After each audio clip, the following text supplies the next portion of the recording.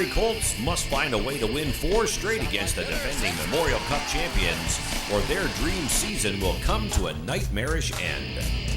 Ellison Fowler, the point, and scores! The Windsor Spitfires are 1 win away from a 2nd straight championship, in their way as a team with the 2nd best regular season record in OHL history. But on their side is a pumped home crowd ready to celebrate. Game 4. Colts, Spitfires. Live from the WFCU Center, it's the OHL Tonight on TV Cogeco. Number 1. But who's Number gonna, 2. But who's going to win tonight? Spitfires! No. The faces are painted. The party has begun. Welcome to the Windsor Family Credit Union Center, site of Game 4 of the Ontario Hockey League Championship Series between the Barrie Colts and the Windsor Spitfires. Good evening, everybody. Welcome to the OHL Tonight here on TV Cogeco, brought to you by Fairhall. And the party indeed has begun outside of the arena here. They're hoping to make it a long night of party. Of course, standing in the way of the party is the Barrie Colts, a determined and very talented hockey team. They'll be looking to send this series back to the Barrie Molson Center for a Game 5. Of course, joining me, OHL analyst Brian Trenholm. Brian, huge game here tonight. It goes without saying, you can throw all the cliches out there. The Spitfires are living by the cliches as well right now. What does it come down to here tonight? You've got 2 teams, 2 very good hockey teams. I think some people are surprised that it's 3-0, but just the same, you know what? The Spitfires are going to look to close this thing out tonight, and Barrie's going to try to extend it. Yeah, Bob Bugner said it best when he said, you know what, I think we're going into the series as the underdog, and you know what, in a lot of respects they were, and I'm shocked, a lot of people are shocked that, it's 3-0 right now, Windsor. You got to be shocked at the way that the Kitchener series went. So, Barrie said it as well. A couple of Barrie players talking to them, they said, Windsor did it, why can't we do it? So, obviously, Windsor would like to get the job done and get it out of the way here tonight. I came to the morning skate this morning, had a chance to talk to Coach Marty Williams, and Brian, he said one key tonight, and I know you've got your keys, but one key tonight is the crowd. It's going to be loud. It's loud already here. They got to get them out of the game immediately. Yeah, there's been kind of a crowd differential in this series. I mean, if you look at the volume in both arenas, Windsor Spitfires certainly got a slight advantage there, and that is one factor. I think what Coach Williamson really should be talking about, though, is the concern that Luke Pitzer and Brian Cameron don't have a goal yet in this series.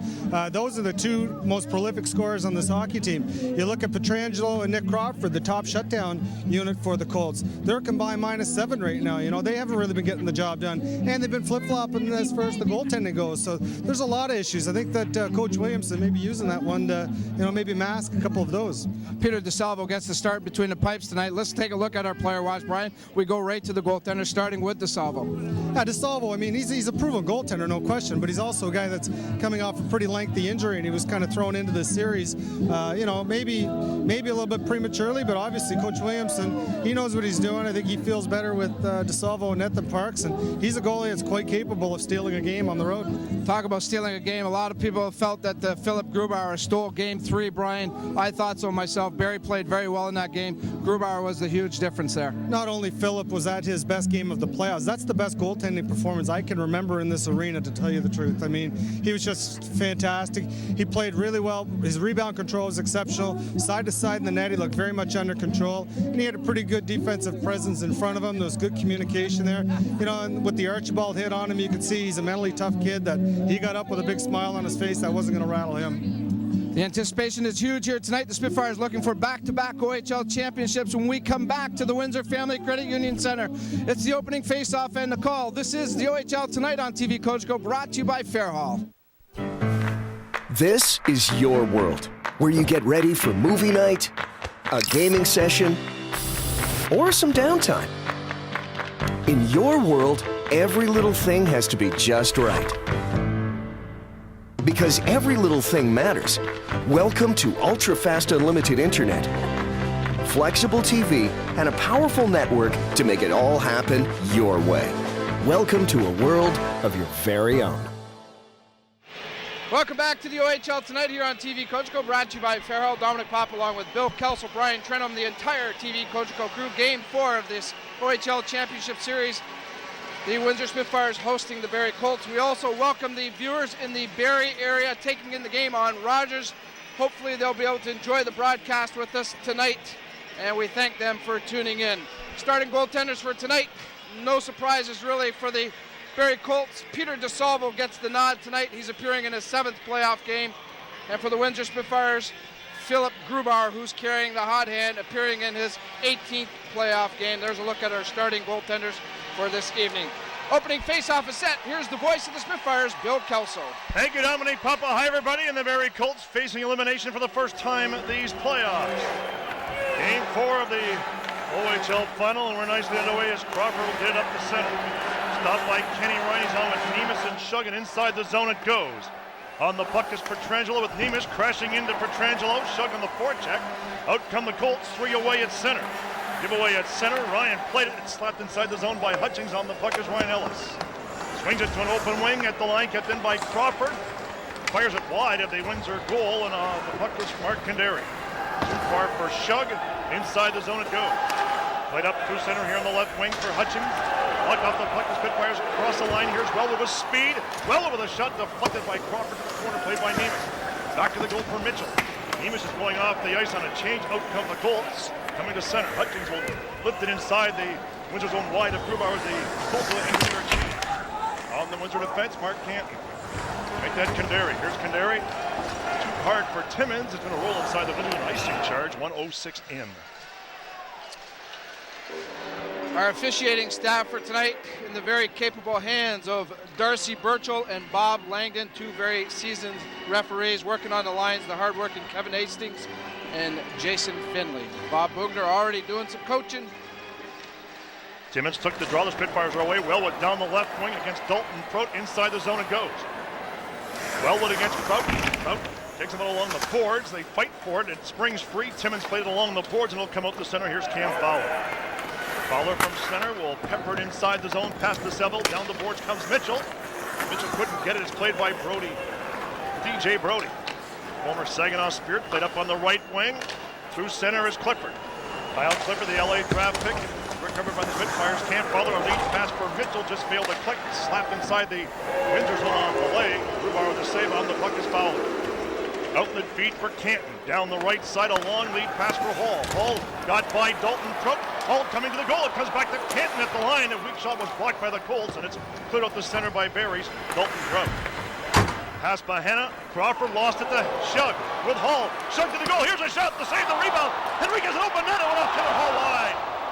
Adam Henrique was looking for his 20th playoff goal of the playoff year, and it went off a body and went wide. Very Young, that got the crowd going as Young inside the zone against Carnival. Up against the board, Stephen Della Robert. Out with the puck is Della Robert, twisting and turning out of the corner. Tried to fire it, he banned on it. Very Young gives him a push. Hall takes the puck for Windsor. Just gets rid of it to center. Played by Crawford across to Pietrangelo. Backing it up to Crawford, almost 3 minutes into this opening period. Shots are one apiece. Pietrangelo brings the Colts to center up across the Windsor line. Made a great move down to the goal. Nice stop by Grubauer. The rebound set wide by the Colts. Poke check by Grubauer on Hutchings. And Nemes will strip the puck away for Windsor. Wonderful rush there by Alex Pietrangelo. Spitfires play it to the line, but kept inside the zone by Pietrangelo. Here comes a shot off of Ryan. It goes wide towards the corner. Spitfires played off of a leg, and that was Kennedy now inside the Windsor zone. Nemes against Kennedy. Matt Kennedy checked on the plate. Cassian against Stannis. Stannis away from Cassian. Harry Young working against Bermanstrup, pulling his way to the goal. It was stopped at the side by Nemes. Off the bad play of the Boars and a block by Harry Young. Another shot to the goal. Grubauer the save and a good one. And it's sent out and down the ice by Windsor through center. And Grubauer seems to be on his game early. Played almost 4 minutes in his first period. Not many whistles. Cassian took a run at Gaskin. It's inside the Windsor zone. On the puck is Mark Kandari. Mark Kandari saucers it ahead to Mitchell. Bank pass for Timmins. He's inside the zone. Has a good shot. Here it comes. The Selva to save the rebound. It's sent to the corner. On the puck is Mitchell. Back for Timmins. Timmins working against Luke Pittler. Timmins out of the corner. Still has the puck. Spun it in front for Mitchell. Couldn't find it. And Hutchings is away for the Colts. And on the move is Clifford. Inside the Windsor zone it goes. Mark Canton goes after the loose puck. Nice pass for Timmins. But a giveaway to Cameron. And he whistled it high and wide. Crawford from the line gave the puck away, and Mitchell is free here on the right wing. Here's Dale Mitchell. Mitchell now to the defense. He's taken off the puck effectively by Pietrangelo. Centering pass just failed to click with a pair of Spitfires. Oiler going both ways as Pittler brings it through the zone. Pittler with a pass inside the zone for Pietrangelo is going to be a Windsor penalty. Mikey Dale Mitchell played outside the zone to center. Delayed penalty in effect as the goalkeeper DeSalvo goes to the Barrie bench. Here's Crawford at center. Inside the Windsor zone it goes. Spitfires will get possession, and the Spitfires are getting the team's first penalty. Hooking's going to be the call. I believe it's going to be Dale Mitchell on the back check. This penalty comes at 4:41. Pietrangelo was moving up on the play, and Dale was trying to catch up, got a little bit of a tug on him, and that is the hooking call.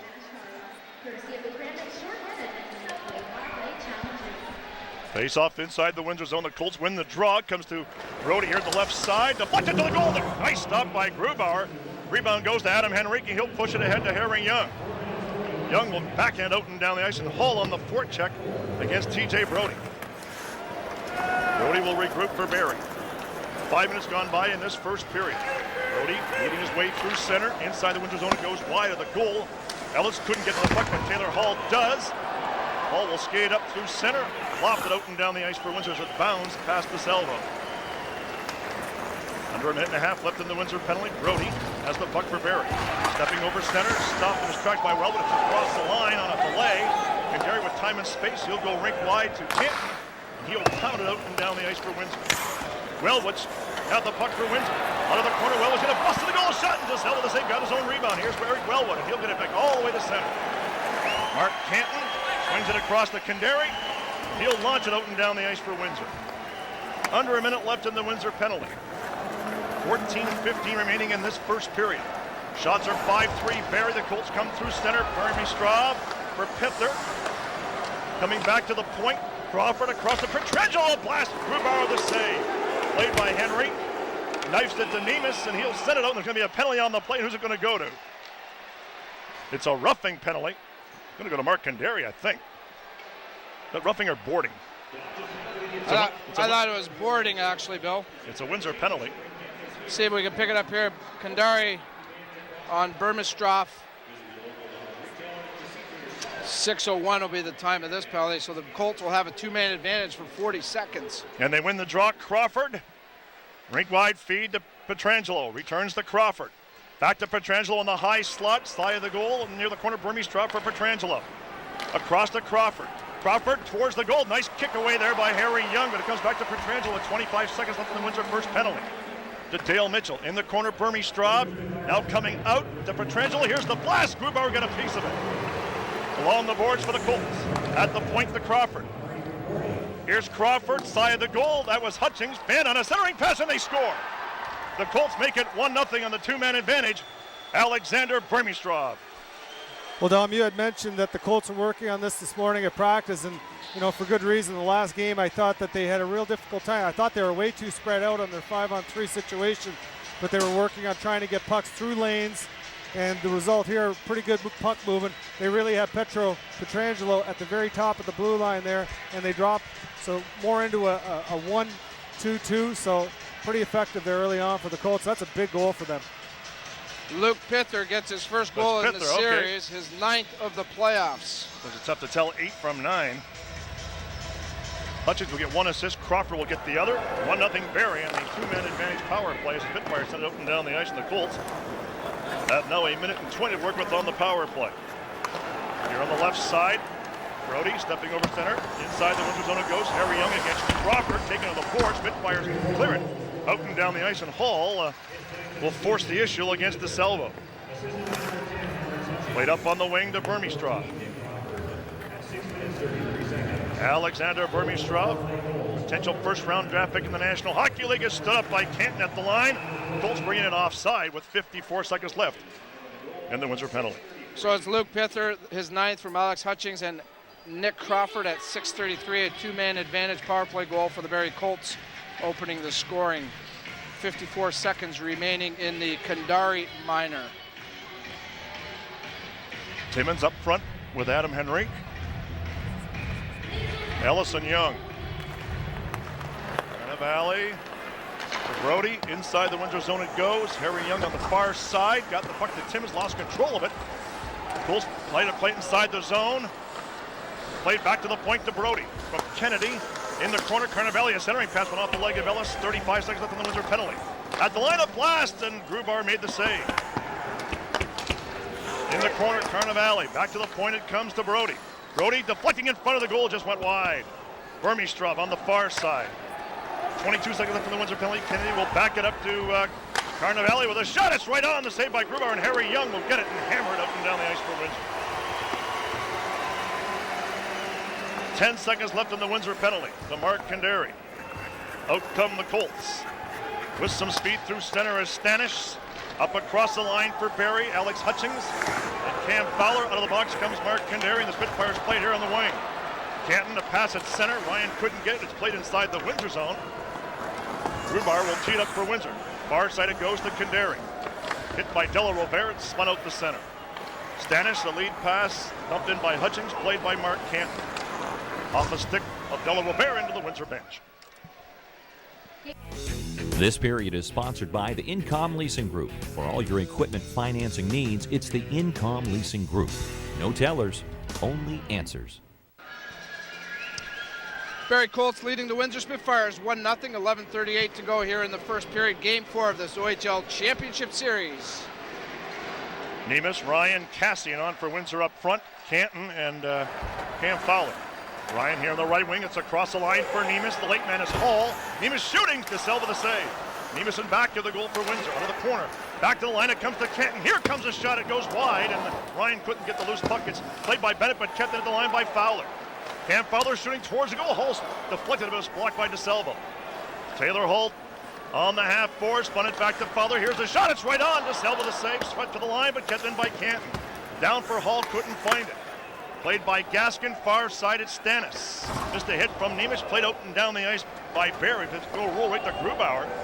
He's going to have to hold on with 10:58 to play here in this opening period.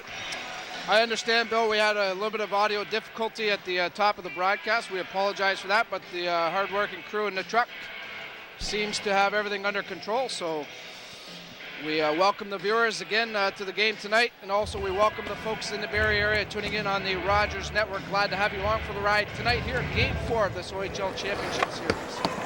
Ellis, here to Dale Mitchell. Cross it center to Pither. Taking over is Scott Timmins. On the puck, Wellwood. Saucer pass for Mitchell. Up across the line with Timmins. Mitchell with the shot. DeSelva the save. Huge rebound. Goes to Wellwood. Wellwood being bothered by Pither, but gets away from him. Back to the goals, cut off there by Petrangelo. Rink wide feed it goes. Up across the line for Kyle Clifford. Drops it back for Pither. Pither with a shot. Grubauer steers it wide. Back to the Windsor goal, and Dale Mitchell takes over. Gave the puck away at the line. Here's Petrangelo. Down the boards it goes to Pither. Rink wide feed for Crawford. Crawford shooting. Grubauer the save. He's going to hold on with 10:17 to play in the period.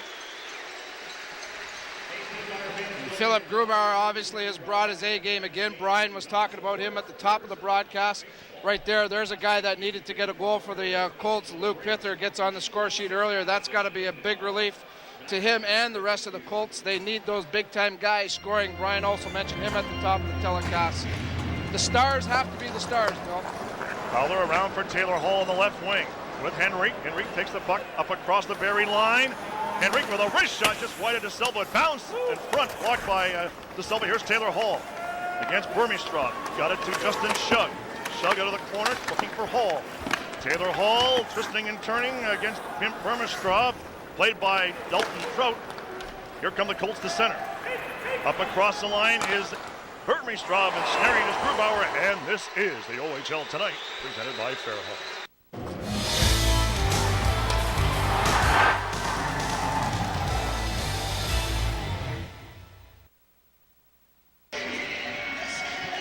Welcome back to the OHL Tonight on TV Cogeco, brought to you by Fairhall.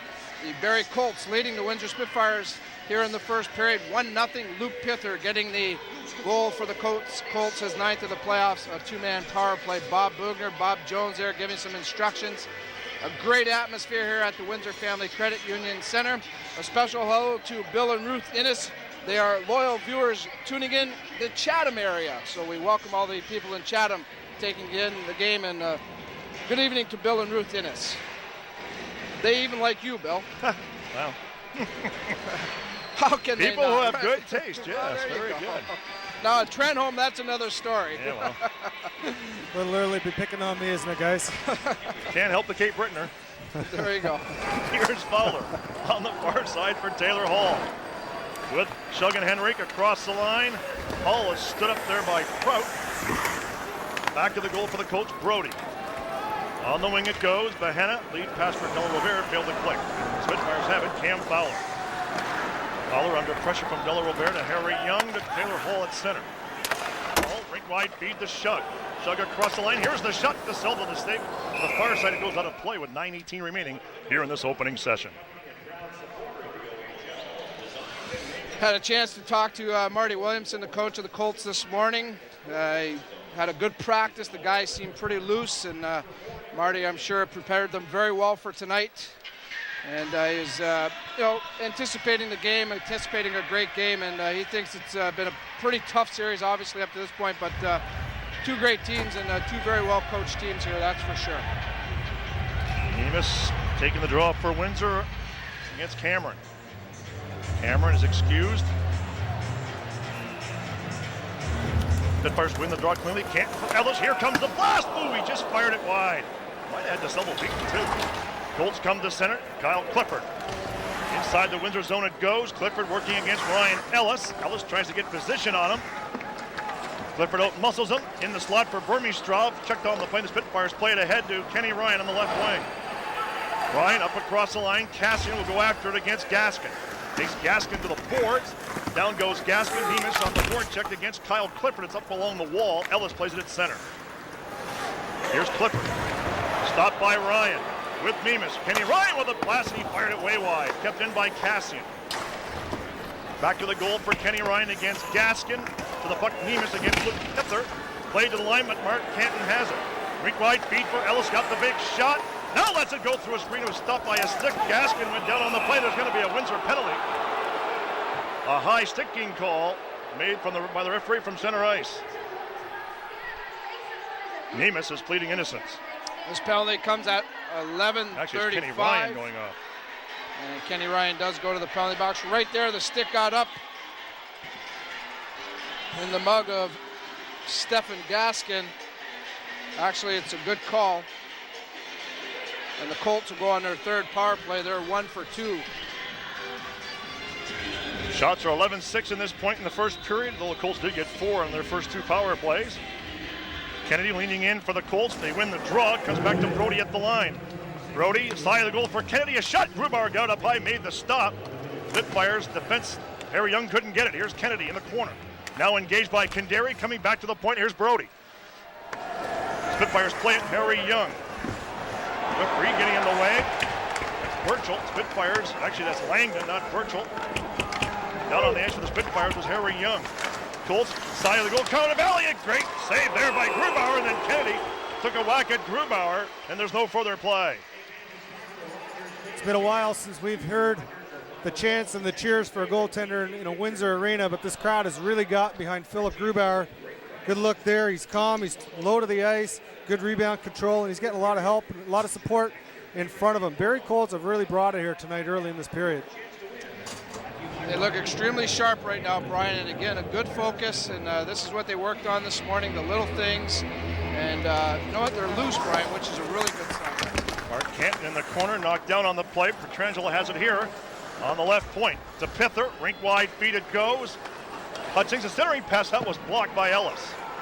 Spitfires strip it away, and on the move for Windsor is Adam Henrique with Taylor Hall across the line. Here's Henrique now with a shot. The Silva to save the rebound. He looked behind him. He's going to hold on. Well, again, the Spitfires take advantage of a turnover here at the blue line, and two dangerous guys for sure. Adam Henrique, who's had a tremendous playoff run, and Taylor Hall. Right here, Crawford coughs it up at the blue line. Henrique is looking to settle that puck down. He looks over to Hall. Petrangelo plays it nicely. A good save by DeSalvo. Henrique made the right decision. Two good plays and a good stop. Shot by Wellwood was whistled wide. Down the boards comes Mark Canton, played by the Colts inside the zone. Petrangelo with a minute left in Barrie's third power play of the first period. Played through center. Burmeistrov away from Canton, up across the line. Alexander Burmeistrov draws it back to Brody. A shot towards the goal went wide. Here's Petrangelo at the left point. Down for Cameron with a wrist shot. Grubauer the save. It's in back to the goal. Burmeistrov trying to come out in front with it. Spitfires play it to the wall. Back to the point it comes to Brody. Brody gets it back again. Off a stick, back to the slot. The Burmistrov with a blast. Nice block there by Scott Timmins. Burmistrov with 30 seconds left on the Windsor penalty. Here's Burmistrov, drop pass for Brody.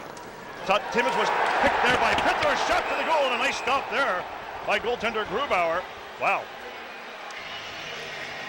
TJ Brody, the Dresden native, signed by the Calgary Flames. You see that Coach Williamson selected him to go out and replace Nick Crawford. That's 2 costly turnovers by Crawford early in this game that have resulted in Spitfire scoring opportunities. Certainly not something that he wants from a player like Crawford. Well, Brody's got some great offensive upside, Brian, and boy, oh boy, did he have a great game the other night. Brody for Petrangelo, and he fanned on it. It goes wide of the goal. A centering pass blocked to the side by Grubauer, and there's no further play. 6:40 left in this first period, 15 seconds left on the Windsor penalty to Kenny Ryan. Speaking of TJ Brody, Brian, he played for the Leamington Flyers, I believe. Junior B hockey. Just after I left, I remember scouting him. He was a fine prospect. Remember watching him at the prospect tournament down in Toronto. He's been a fine player now for a number of years and a great kid. And I think he's going to have a real serious NHL career here with Calgary Flames. He's got a bright future, that's for sure. Spitfires, 14 seconds remaining in this penalty kill. They got to get on their horses here and get some offense going at the other end. Not easy to do when you're in the box half the period. As the Spitfires will play it, Ryan Ellis, and he'll loft it out and down the ice. Now we'll do it for the Barrie Colts' third power play of this first period. Here's Brody.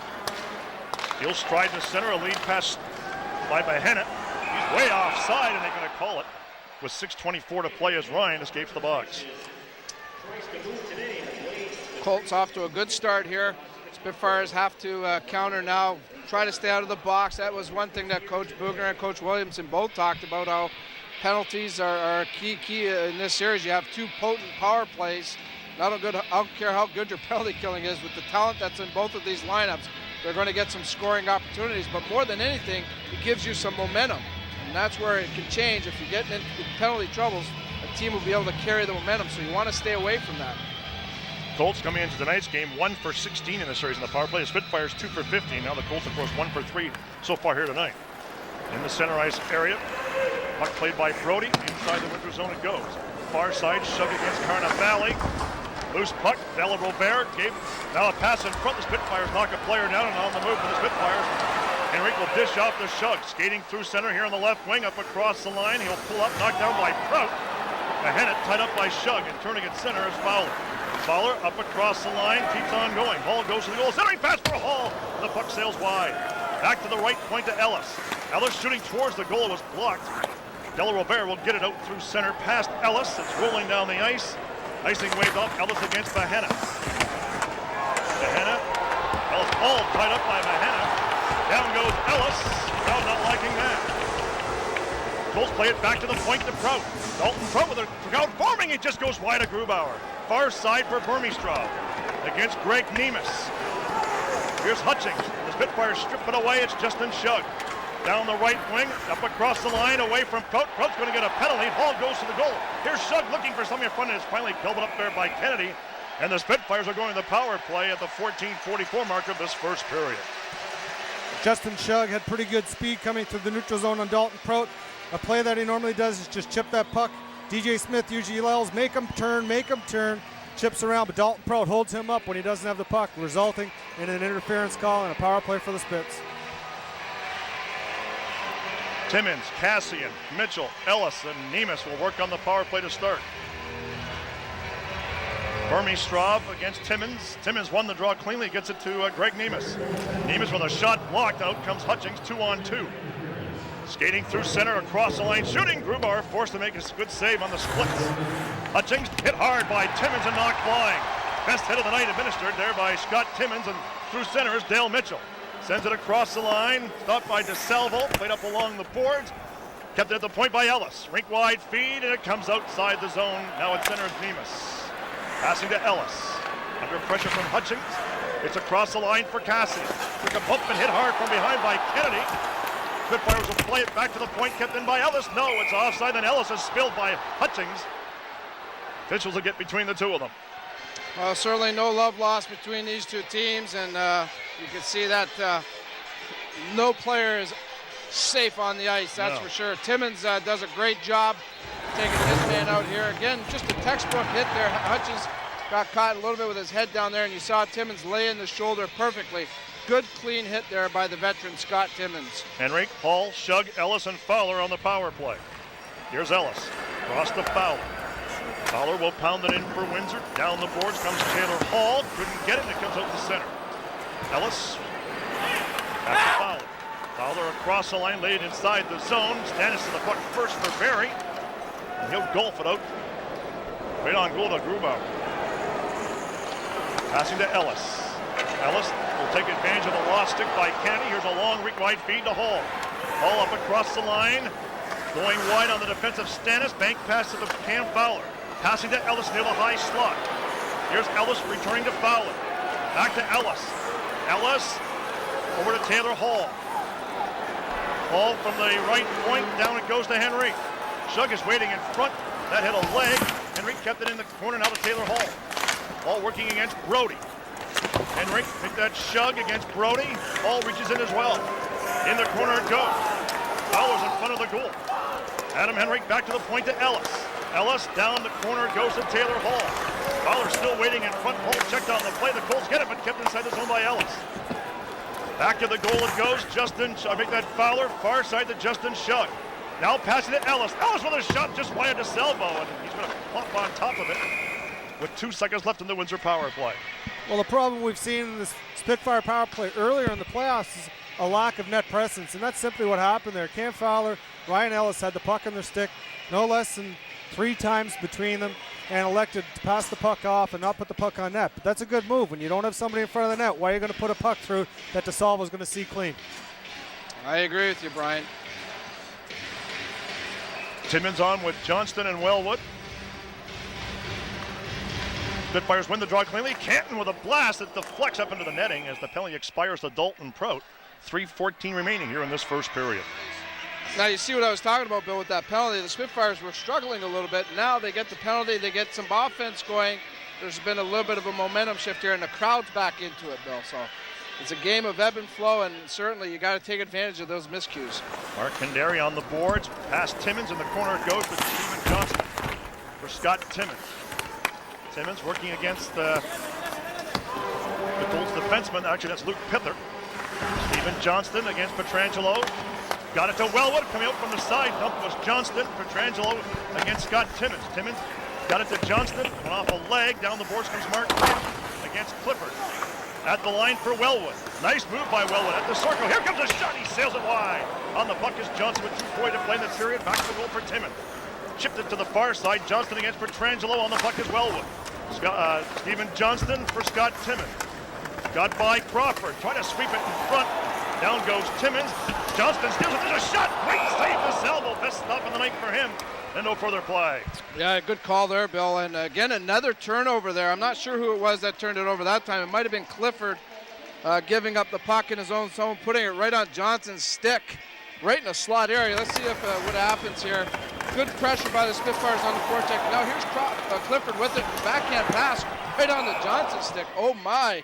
That's not a good thing. No. As you like to say, Bill, that's not in the playbook. Not in their playbook, I don't think. I'm pretty sure it's not there. But Spitfires didn't make them pay. DeSalvo again took good care of them. Nemes against Kennedy. Kennedy is now chased from the circle. Burmistrov against Nemes.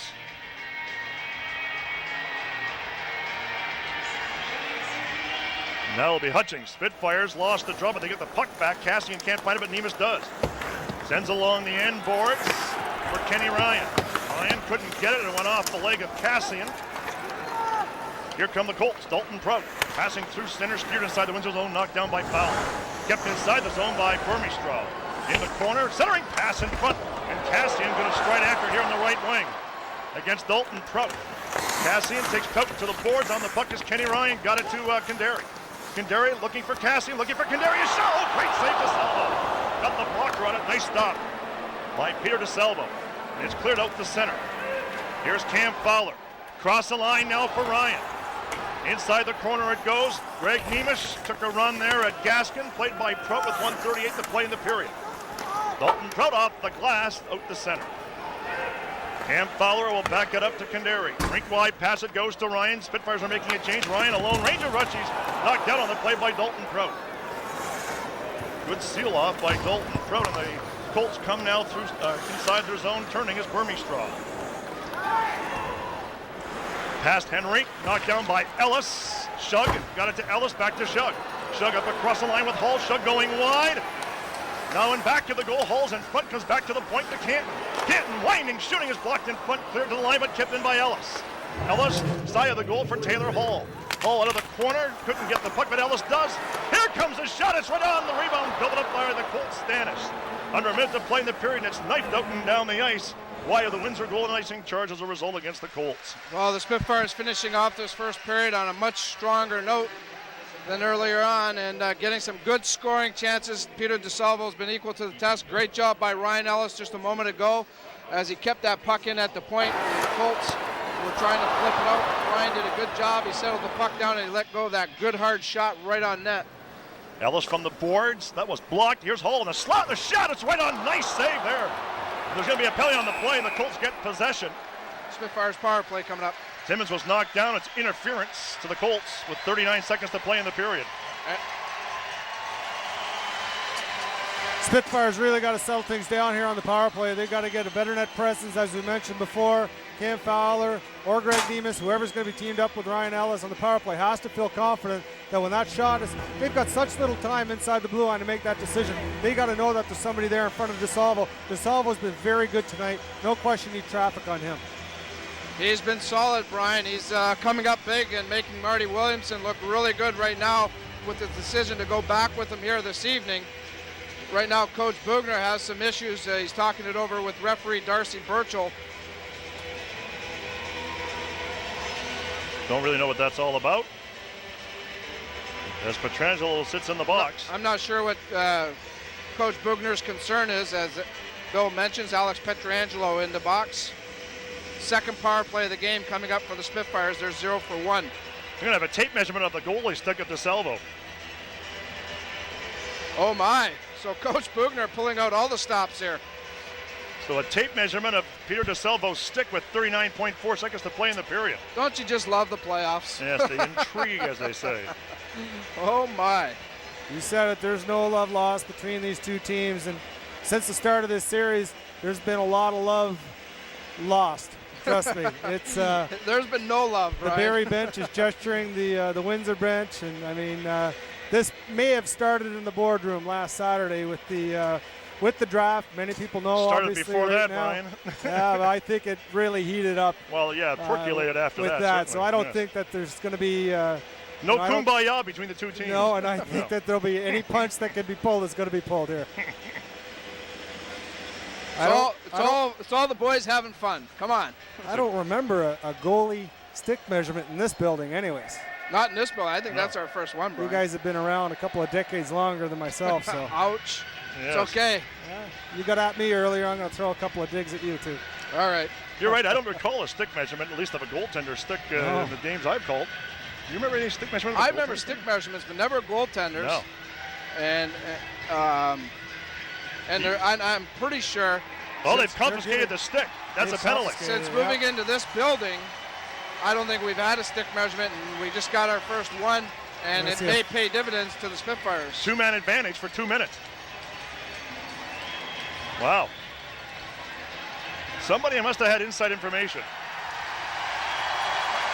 This is the first time that I've seen somewhat of a deflated bench here on the Barrie side. I've been very impressed with them. I've had no sight line down here to my far left in this corner because there's been Barrie Colts standing up on the bench the entire night. Certainly feeling good about their period, but I could feel a little bit of deflation there after that call.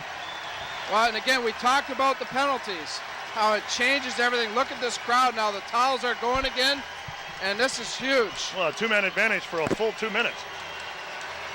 I think the explanation that Darcy Burchell has given Coach Williamson here is that it is the width of the blade, and I don't know if maybe DeSalvo put tape over the top and the bottom before he taped it, but it was a width measurement. You could see Burchell gesturing to Coach Williamson that the width was inappropriate. That's a huge call. We did see, what was the goaltending pad issue that we had to see in the Kitchener last series. The Kitchener That was the Kitchener series against Maxwell.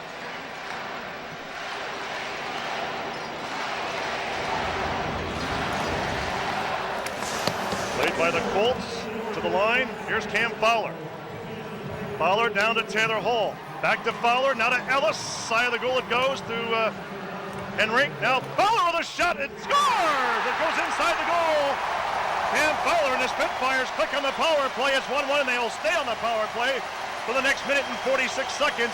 And the WCU crowd erupts.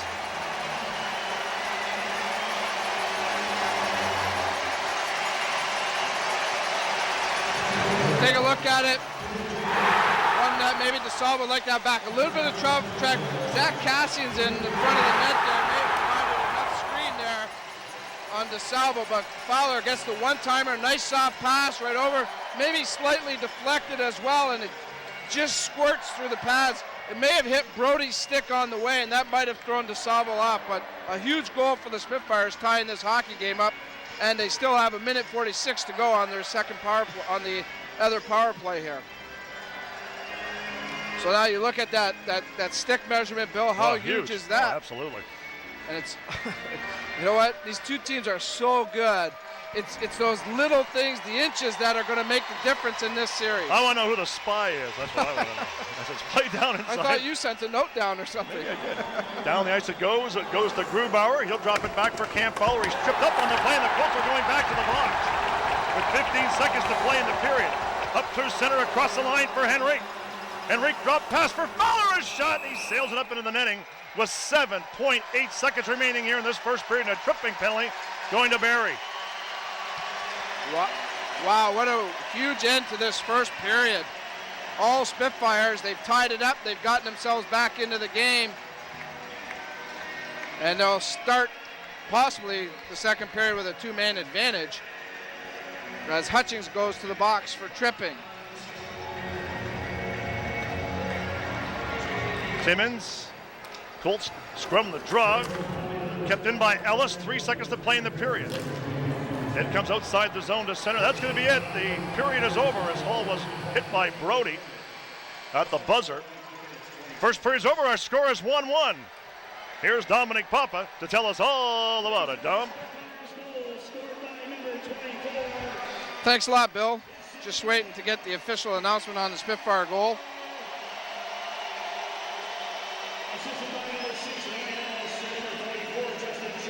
Ellis and Shug with the helpers. 20 minutes is in the books here of Game 4 of the OHL Final. On the Tim Campbell Remax Realty scoreboard, or shot board, I should say, the Barrie Colts with 15, the Windsor Spitfires with 12. Had a pretty interesting period. Two halves to that first period, that's for sure. The Colts in the first half dominated. The Spitfires came back in the latter stages. Coming up in our first intermission, we will talk to Jim Hayward, the Spitfire scout. Of course, the recent priority selection just took place for OHL teams. We'll talk to Jim about the Spitfire draft.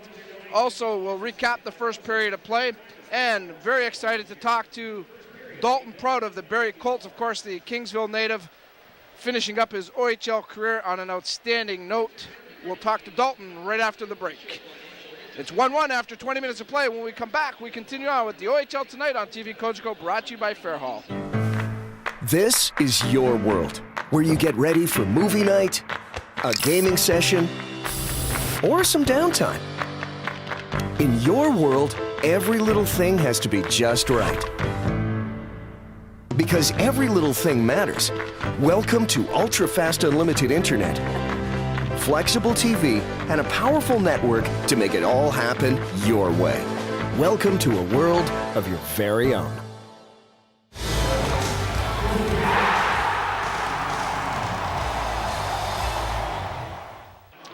Welcome back to the OHL Tonight here on TV Cogeco, brought to you by Farrell. 20 minutes is in the books between the Barrie Colts and the Windsor Spitfires. What an exciting period indeed it was.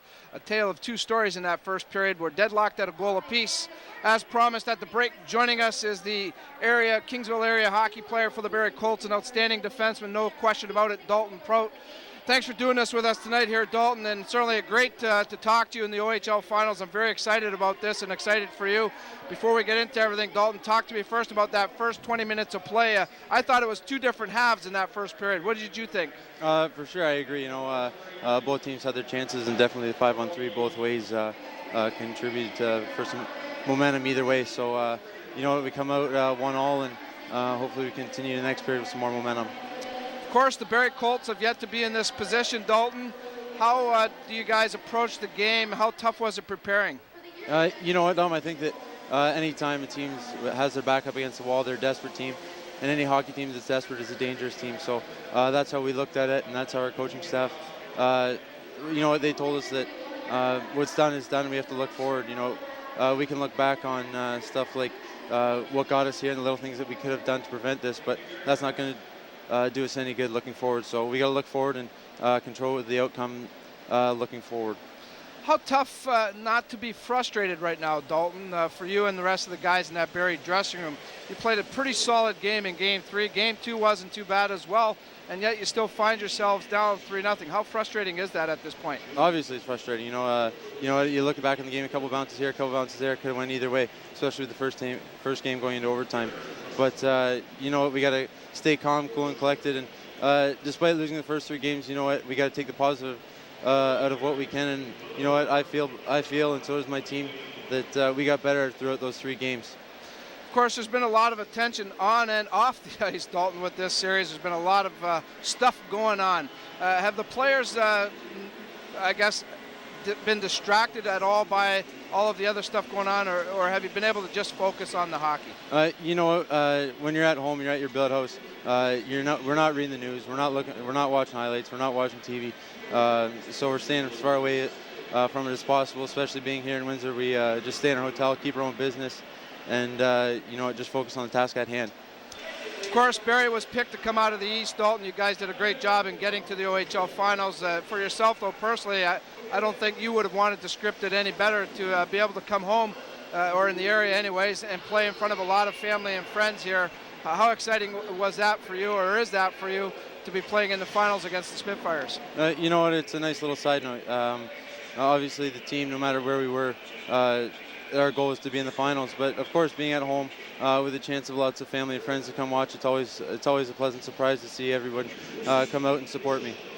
It's amazing how many people have come up to me, Dalton, and talked about the marked improvement in your play, in your game, and everything. And you know, I would be more than happy to say that by far you're the most improved player as far as I could see so far this season. Outstanding progress. What's evolved with your game, Dalton, and what do you attribute to the fine progress there? Thanks a lot, Dom. And you know what, I think it's hard work in the summer.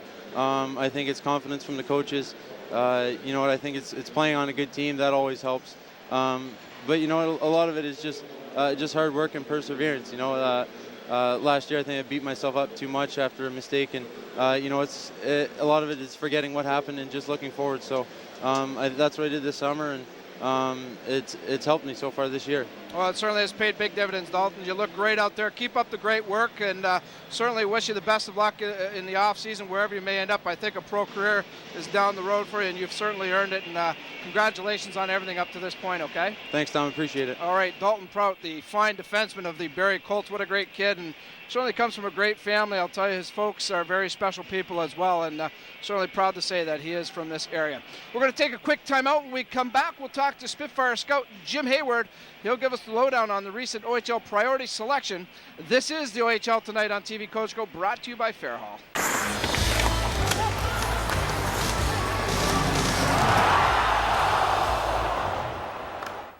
Welcome back to the OHL Tonight here on TV Cogeco, brought to you by Fairhall. We continue on, our first intermission.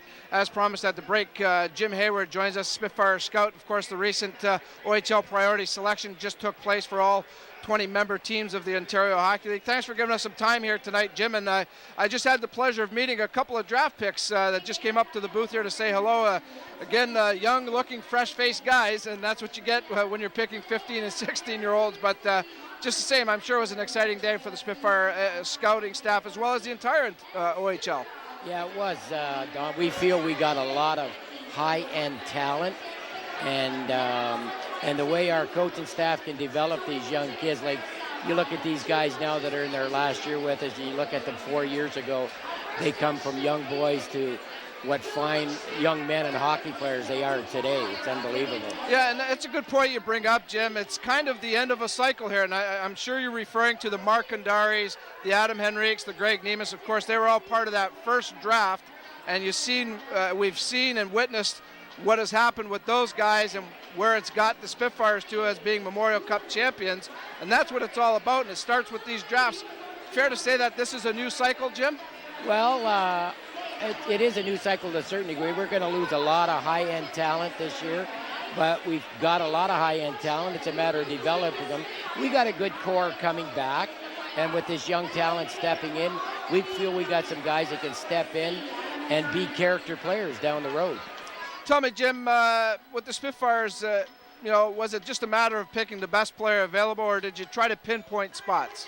Well, we were picking the best talent available at the time, but how it worked out a very good balance of right wingers, left wingers, centers, and defensemen, and we never intended to do that, but it just worked out that way. We were taking the best hockey player available at the time, and these guys can do amazing jobs. When you got a lot of talent, these guys will develop you and make you into a good hockey player. One thing that really caught my eye in regards to the Spitfire draft anyways, Jim, was several players picked from the United States, which is great, I guess. I mean, of course, with our proximity here being right across from Michigan, I know GM Warren Reichel spent a lot of time over there this year following his own boy, Kirby Reichel. But tell me about the players there, Jim, and of course our first round pick. The first round pick was a defenseman from the States. Tell our viewers about him. Grant Weberman is a very highly skilled defenseman. I wouldn't call him a defensive defenseman or an offensive defenseman. He's a good, well-balanced defenseman. He's good in the offensive zone. He never gets caught. He never gets trapped.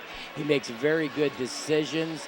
He's very strong at his own end, and he's an outstanding skater laterally and forwards and backwards. And our coaching staff's got a lot of talent in this kid to work with. Tell me, Jim, the rest of the draft, again, only one goalie chosen for obvious reasons. Spitfire's very solid for the next couple of years in that position, but again, as you mentioned, a pretty good mix of players after that. Any other players that you were surprised that were available to the Spitfires in certain rounds? Actually, I turned to Terry Dorn at one point in the draft, and I said, Terry, we're in the 7th or 8th round, and we've got 3 or 4 kids we picked that we thought would be gone by the end of the 4th round, and we got them like in the 5th, 6th, 7th, and 8th rounds. And they're high-end kids. And it was kind of a funny draft this year. It was kind of all over the map after the first round. It was just all over the map. And we feel we got some high-end talent. We got Riley Barber in the 5th round, and there is no way we thought that kid would be there at the end of the 2nd round. So we got some high-end talent. All right, good stuff, Jim. I really appreciate you giving us some time here tonight. Thank you to you and Terry Doyne and the rest of the scouting staff for all the hard work you do. Obviously, you guys have been doing a great job with the results that we're getting right now. So continued success, and thanks again for doing this with us tonight. I hope we can keep it up. Thanks, Dom. All right, Jim Hayward, a fine scout for the Windsor Spitfires, and of course, every team's optimistic at this time of year after the draft, and Spitfire is no different that way. We're going to take a look at the first period scoring summary. 2 goals to report. First, it was the Barrie Colts' Luke Pither getting on the score sheet for the first time in this series at the corner of the net. One-timer, his 9th of the playoffs. The Spitfires come back with their own 2-man advantage and get a power play goal from Cam Fowler, his 2nd of the playoffs, tying this game. So it's Pither from Alex Hutchings and Nick Crawford at 6:33. That was a 2-man power play. Cam Fowler, his 2nd of the playoffs on the power play, a 2-man advantage. Ryan Ellis and Justin Shug with the helpers. On the Tim Campbell, Remax Realty shot board, Barrie with 15, Windsor with 12. On the power play, Barrie was 1 for 3. The Spitfires are 1 for 2. They're currently working on their 3rd and 4th power plays, as they'll have a 2-man advantage to start the 2nd period. They'll have 1:20 to go with a 2-man advantage, so a huge start for the Spitfires to this 2nd period. So that's the story after 20 minutes of play. A quick timeout. When we come back, it's the call of the 2nd period. This is the OHL Tonight on TV Cogeco, brought to you by Fairhall.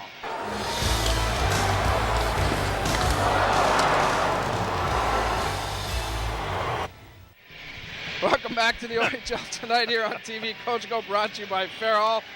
Just moments away from the start of the 2nd period. Game 4 of the OHL Championship Series between the Barrie Colts and the Windsor Spitfires. Domenic Papa along with Bill Kelso, Brian Trenholm, and the hard-working crew here at TV Cogeco. We'd also like to welcome the viewers tuning in in the Barrie area on the Rogers Network. Certainly glad to have them along for the ride. A very entertaining period of hockey. That first 20 minutes between the Spitfires and the Colts. Pither getting the marker for the Colts, Fowler for the Spitfires. The Spitfires, as mentioned, will start this second period off with a man advantage for a minute 20 at least. Two-man advantage, yes. A two-man advantage for a minute 20 at least, as DeSalvo was penalized for illegal equipment, and then after that, Hutchings, a 2-minute tripping minor at 19:52 of the period. So that's it. That sets us up for the second period. The two teams have lined up to center ice. So I'll send it over to the voice of the Spitfires and the call, Mr. Bill Kelso. Thank you, Dom. Spitfires, as Dom mentioned, a 5-on-3 power play. Hall on with Shug. Who's that on the far side, Dom? Is that Zach Cassian? Zach Cassian, okay. Fowler and Ellis to start this power play. Matt Kennedy. Up front, Brody and Prout are the Barrie players that are underway. Fowler going rink wide to Ellis. Brings the Spitfires to center, sends it inside the zone. Down the boards for Shug, back to the point to Fowler, across to Ellis. Side of the goal for Hall, centering past the front, and they score. I think it went off of Dalton Prout. Spitfires quick on the power play, 13 seconds in, and it's 2-1 Windsor. And they stay on the power play for the next minute and 39, more importantly. It did indeed go off. I believe it was Dalton Prout in front of the net as Hall was trying to give the backdoor pass. Watch, it's a bang-bang play, and right there, Prout was trying to get set up in front, and indeed it went off his skates. Watch, right here, right there, the right leg. No chance for DeSalvo. No chance for DeSalvo, and I'll tell you, if it would have got through to Shug, he wouldn't have had a chance. 16th of the playoffs for Taylor Hall. Spitfires, as I mentioned, remain in the power play for the next minute and 39, and a chance to break this game wide open. I wouldn't say wide open. Well, you know what I'm saying. Barrie's a pretty good hockey team. Yeah, it wasn't because I was not. No, never mind, please. As we I get understand back what you're underway. saying. You know what I'm saying. I hear you. Yes. And Rink took a run at Petrangelo. Here's Taylor Hall inside the zone. Under pressure from Wiggins. Saucers it to Ellis. Had trouble controlling it. Out come the Colts away. Gormystrov up across the line with Kennedy, and it's offside. 30 seconds into the second period. Just announcing the Spitfire goal, and again, you hear the buildings loud again. Yes. Ryan Ellis and Cam Fowler get the assists on Hall's 16th of the playoffs. 2-point at 13 nights seconds. for Spitfires Ellis and now Fowler, yes. 2 for 3 on the power play, working on their fourth. Cross the line now for Luke Pither. Make that. And there's going to be a penalty on the play again. This time it's going to go to the Colts. Della Rovere from cross-checking as Taylor Hall brings it across the line. The Colts get possession, and the Spitfires and the Barrie Colts are imploding here at the WFCU Center. Another two-man advantage for the Spitfires. For a minute 9 at least, Bill, this is huge. And Stefan Della Rovere obviously not happy with the call. Let's see if we can pick it up here on the replay, what actually took place.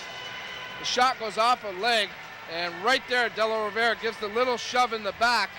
They're going to call that, and I've talked about it many times. You can't give the officials any opportunities to call anything. Colts control the draw. Cassian knocked his man down. Ellis can't keep it in. It's sent out and down the ice by the Colts. With 1 minute left in the two-man advantage for Windsor, here's Cam Fowler. Outlet feed to Hall. Hall will wind it up through center, down the right wing, up across the line for Hall, drops it back. Ellis at the right point. Sends it across to Fowler. Fowler, Ellis working top side. They do a switch. Here's Fowler. Passing to Ellis. Back to Fowler. Down to Taylor Hall. Shug is free in front, and he flipped it wide. Shug got it to Hall. Hall having trouble along the boards, got it to Cam Fowler. Down to Taylor Hall at the half boards. Here's Hall looking for Cassian. Back pass for Shug. What a save by DeSalvo. Another shot in a save. And the Colts will get it and come outside the zone to center. And lift it inside the zone, courtesy number 22, TJ Brody. 17 seconds left of the two-man advantage. Fowler with an outlet feed for Shug. Up across the line with Hall and Cassian. Here's Taylor Hall. Out of the corner for Hall. Now to Fowler, to Ellis. Passing the side of the goal for Shug. It's nice block by the Colts. Shug with a shot up high. Cassian the rebound. Blocked by DeSalvo, and down goes Zach Cassian as the first penalties expired to Hutchings. Well, here we see Peter DeSalvo bailing out his team as they've taken some untimely penalties. Look at that block and save on Shug. And Brian, we talked about how penalties were so important, or a factor in this series. I talked to Coach Williamson about it as well, and he said that's key. And you can see the result of it here tonight. It's benefited the Spitfires up to this point. I thought Game 3, it wasn't just penalties that were the story for the Barrie Colts, but it was untimely penalties. There's a big difference. Here's Ellis passing now to Markandary, returning to Ellis. Down the boards it goes to Greg Nemes. Nemes under pressure. Spins away from Burmistrov. In the corner to Adam Henriques. Spun it back to Nemes. Nemes couldn't get it. Burmistrov has it here on the wing. Skating through center. Up across the Windsor line. Now for Petrangelo checked on the play. The Spitfires will push it up. Adam Henrique.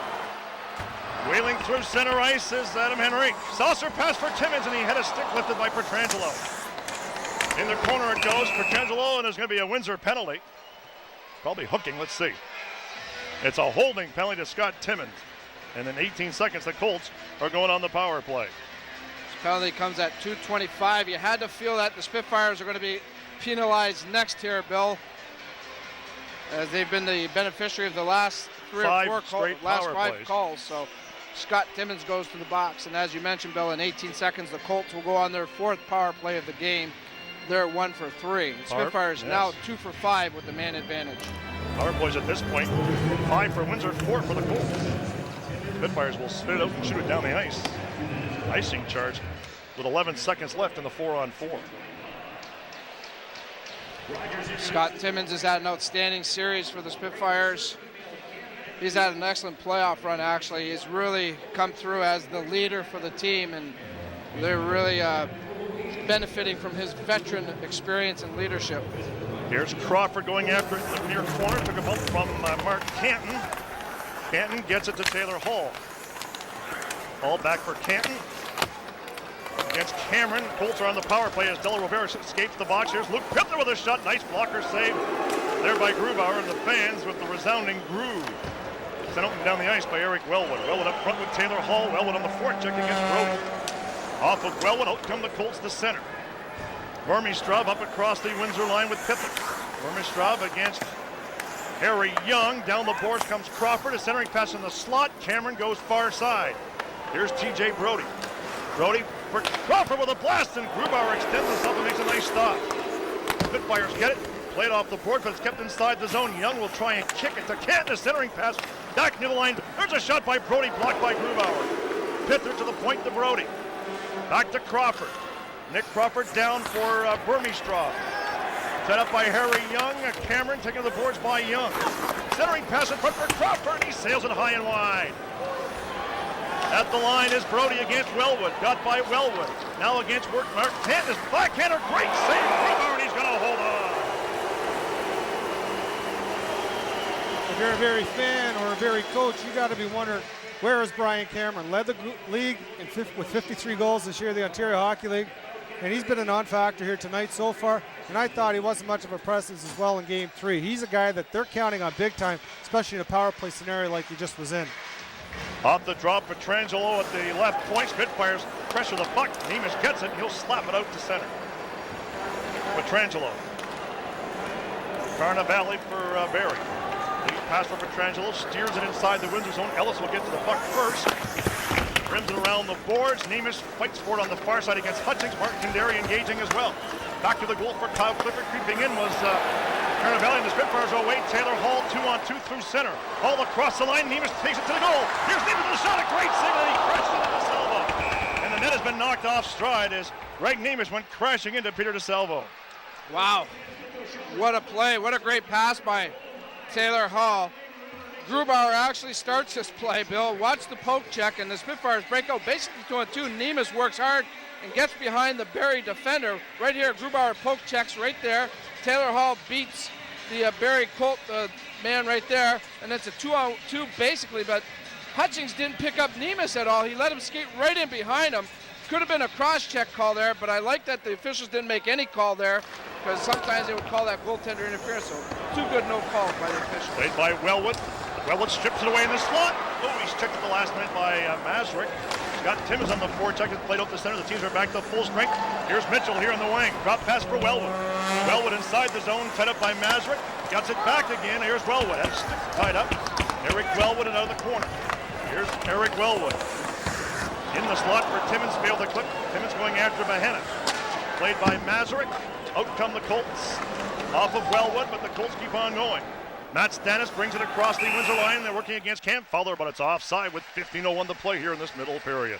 So the Colts now 1 for 4 on the power play. The Spitfires 2 for 5. 15:01 to go here in the second period. The Spitfires leading 2-1. The go-ahead goal by Taylor Hall. 13 seconds into this second period. Pretty exciting hockey though, Bill. All 3 power play goals by the respective teams with 2-man advantages. Well, there's a lot of offense on both teams. You're really putting yourselves up against the wall when you give either one of these teams a 2-man advantage. From Clifford. Spitfires have it at center. Spun inside the zone by Kenny Ryan. He'll forecheck Brody. Here's Dalton Brody. Played up on the wing for Cameron. Brian Cameron down the right side. Hits Nemus. Zach Cassian against Cameron. At the line, a shot by Prout. Deflects wide. Luke Pither out of the corner. Checked on the play. Nemus takes it for Windsor. Tripped up by Pither. Here's Cameron. I make that Nemus. Ahead now to Ryan. Ryan skating through center. Inside the zone it goes against Brody. Pulls away in the corner. Nice play by Ryan against now Pither. Kept in by Cam Fowler. Stopped by Kennedy. It's in the center ice area and chipped away by Mark Kandera. Inside the zone on the leg. On the port check is Zach Cassian. Approaching the 6-minute mark in this middle period. Here's Kennedy across the Windsor line. Matt Kennedy with a shot. Grubauer the save and an easy one. Kennedy is spilled to the ice heavily by Mark Kandera. Kandera plays the puck for Windsor. Outlet feed to Shug. Shug stopped by Petrangelo. Deflected, scores! Matt Kennedy. And it's tied at 2. First even goal of the night. A huge one again. One of the go-to guys. Number 15, Matt Kennedy, standing in front all alone. Gets his stick on it and chips it up over Philip Grubauer. Good shot at the point, quick shot. Kennedy left all alone in front. We have a tie hockey game. Petrangelo will get 1 assist. In fact, he might get the only one. Shug giving the puck away at the line. 9th of the playoffs for Kennedy. Fired in a trade prior to the deadline with the Guelph Storm. Well, again, he's one of those guys that they brought in not only for his hockey ability, but leadership ability, Bill. He's a veteran guy. He was one of the captains with the Storm, and he's an outstanding leader as well as hockey player. Harry Young plays it to Taylor Hall. Off of Henrik, Hall plays it for Windsor. Brings the Spitfires up across the line. Stopped on the play by Petrangelo. Out come the Colts. Petrangelo being bothered by Hall. It's across the line. The Colts are offside. Whistle on the play. Kennedy no, they didn't blow it dead. Okay, here's Henrik. Henrik up across the line for Windsor. Far side it goes to Taylor Hall. Lets it go back to the point to Ellis. Here's a shot deflected. They go right on. The save by DeSelva, and he's going to hold on.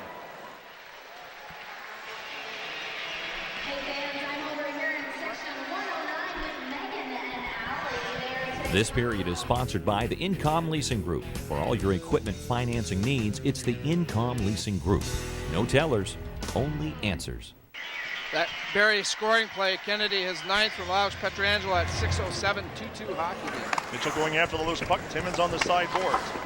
Back to the goal for Mitchell against Brody. Brody strips it away, and TJ Brody brings it forward. Long lead pass off a stick of Della Robert. Chipped ahead by Fowler. Inside the zone, Trout with Wellwood pressuring. Here's Brody. Almost lost it to Mitchell. The Colts come to center. Behenna in the Windsor line. Turning his Mark Camp. Laid up on the wing to Mitchell. Stripped away by Brody. Spitfires moving on the puck. It's Mark Canton, and he'll send it wide of the Barrie goal. Down the boards is Wellwood. Took a hit from behind by Brody. Played by Prout. Brody away from Wellwood. Colts come to center. Carnavale up across the Windsor line, working on Cam Fowler as Carnavale. Taking the boards by Fowler, played by the Spitfires. Mitchell trying to bank it ahead. Stopped on the play, stripped by Carnavale. Here's the shot. Grubauer the save, and a good one. The Spitfires cleared up on the left wing to Wellwood. 3 away at center. Wellwood with a lead pass for Mitchell, trying to bust through the defense, stopped by Gaskin, and the Colts will play its nest. The Spitfires will get a wholesale change underway. Della Robert stepping to center. Missed a hit from Cassian. Make that Johnston. Played by Ryan Ellis. Outlet feed for Nemus. Nemus a lead pass now for Johnston up across the line with Kandera. Make that Cassian with a shot. The goal just goes wide. Ellis at the right point, shooting. DeSalvo the save. Cassian couldn't get it. Out come the Colts. Brian Cameron stripped by Cassian. Inside the zone, it goes on the hustle as Greg Nemes against Stannis. Played to the far side. Cassian gets to the puck first. Towards the goal, blocked by DeSalvo. He's going to hold on with no further play. Oh, what a great shift by Zach Cassian there. Working hard, getting back into the neutral zone, causing the turnover, and then works hard to get to the other side to chase down a loose puck and puts a shot towards the net. And Nemes is right there to deflect it. DeSalvo again, a good save, but a great shift there by Zach Cassian. That's what the coaches want to see him. They want him to be aggressive all the time, strong on the boards, and create some plays. Henrique on the boards for Windsor. Taylor Hall. It's free for a moment, played by Burmistrov. Alexander Burmistrov wheels away from Hall, coming to center. On the left wing, up across the Windsor line, Kandari and Burmistrov. Kandari and Burmistrov on the loose puck, Justin Shug lets it go to Henrique. Bank pass to Taylor Hall. Down the right wing, now skating through center. It's going to be a penalty on the play of the Colts. The Colts get possession. Might be a slash, let's see. No, it's a hook. A hooking penalty going to the Colts. It's Alex Hutchings, second trip to the box. 8:43 the time of this penalty. The Spitfires going to their 6th power play. They're 2 for 5. It's through the neutral zone right here. Hutchings reaches with the stick. There it is. And we've seen that called all playoffs. Again, you cannot give the officials any opportunities to make calls. Henrique, Hall, Shug, Nemes, and Ellis working on the Windsor power play. Carnavale against Henrique.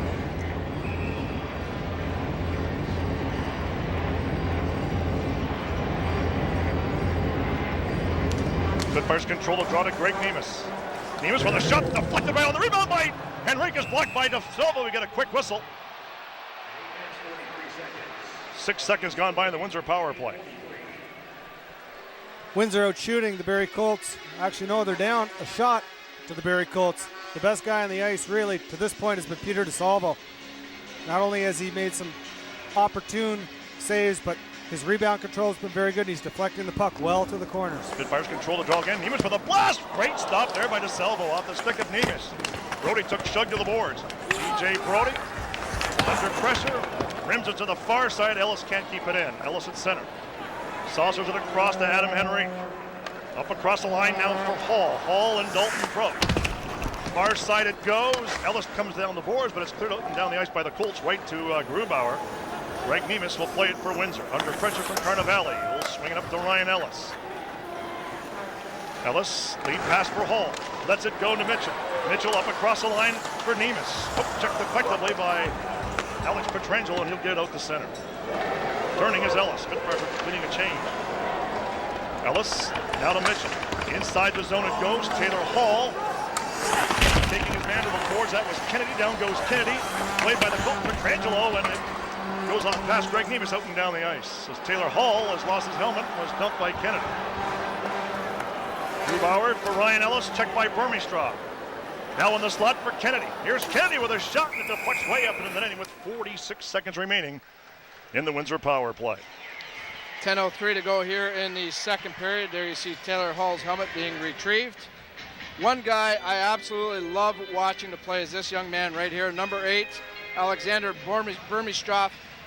He's rated high. This guy is going to be a first pick in the first 10 players chosen. This guy is exciting. He's Andrei Lokhtianov with much more jam, I would say. Yes. He's just an outstanding hockey player. What an exciting guy to watch. Fowler tied up with Della Rovere. Dale Mitchell there as well. Kandari tries it free.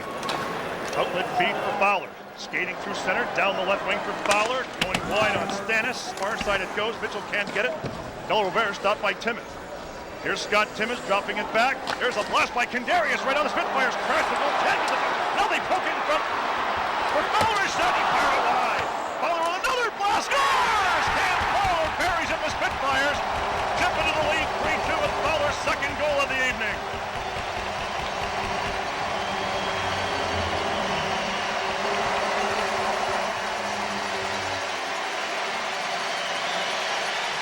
Well, if you haven't seen the latest release of the Hockey News, there's a real nice article on this guy, Cam Fowler. That's a miss. But what awareness for him to still be in a scoring position. And he knew he had very little time. He wasn't winding it all the way up. The hockey sense that this young man has is just unbelievable. There's the miss. You look at him, puts himself in a scoring position, doesn't wind it up too much.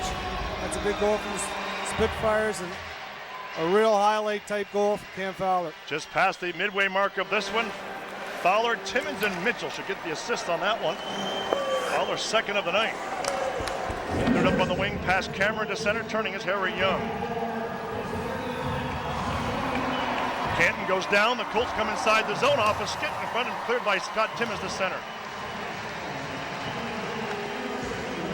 On the puck is Timmins across the line with Ryan and Wellwood. Timmins with a shot, it was deflected by Stannis, it comes out in front. Cleared by the Colts, kept in by Young. Harry Young sends it along the end boards for Eric Wellwood. Took a bump from Stannis. They still fight for it. Spitfire Scott Timmins. Knocked down on the play. Keeps on going. Now for Young.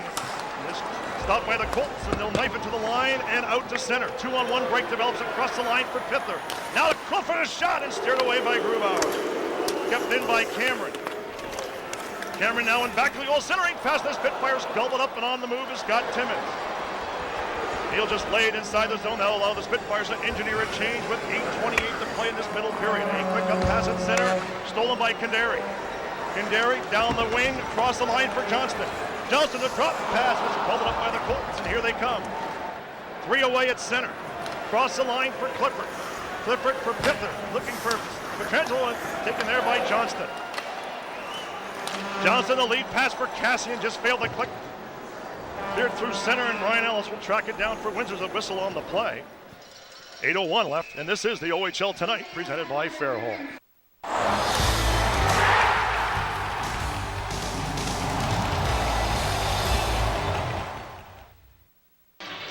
Welcome back to the OHL Tonight. Marty Williamson pepping up the boys, giving them some encouragement, telling them to hang tough. They're only down a goal. 8:01 to go here in the second period. Welcome back to the OHL Tonight here on TV Cogeco, brought to you by Fairhall. Domenic Pop along with Bill Kelso, Brian Trenholm, and the entire TV Cogeco crew.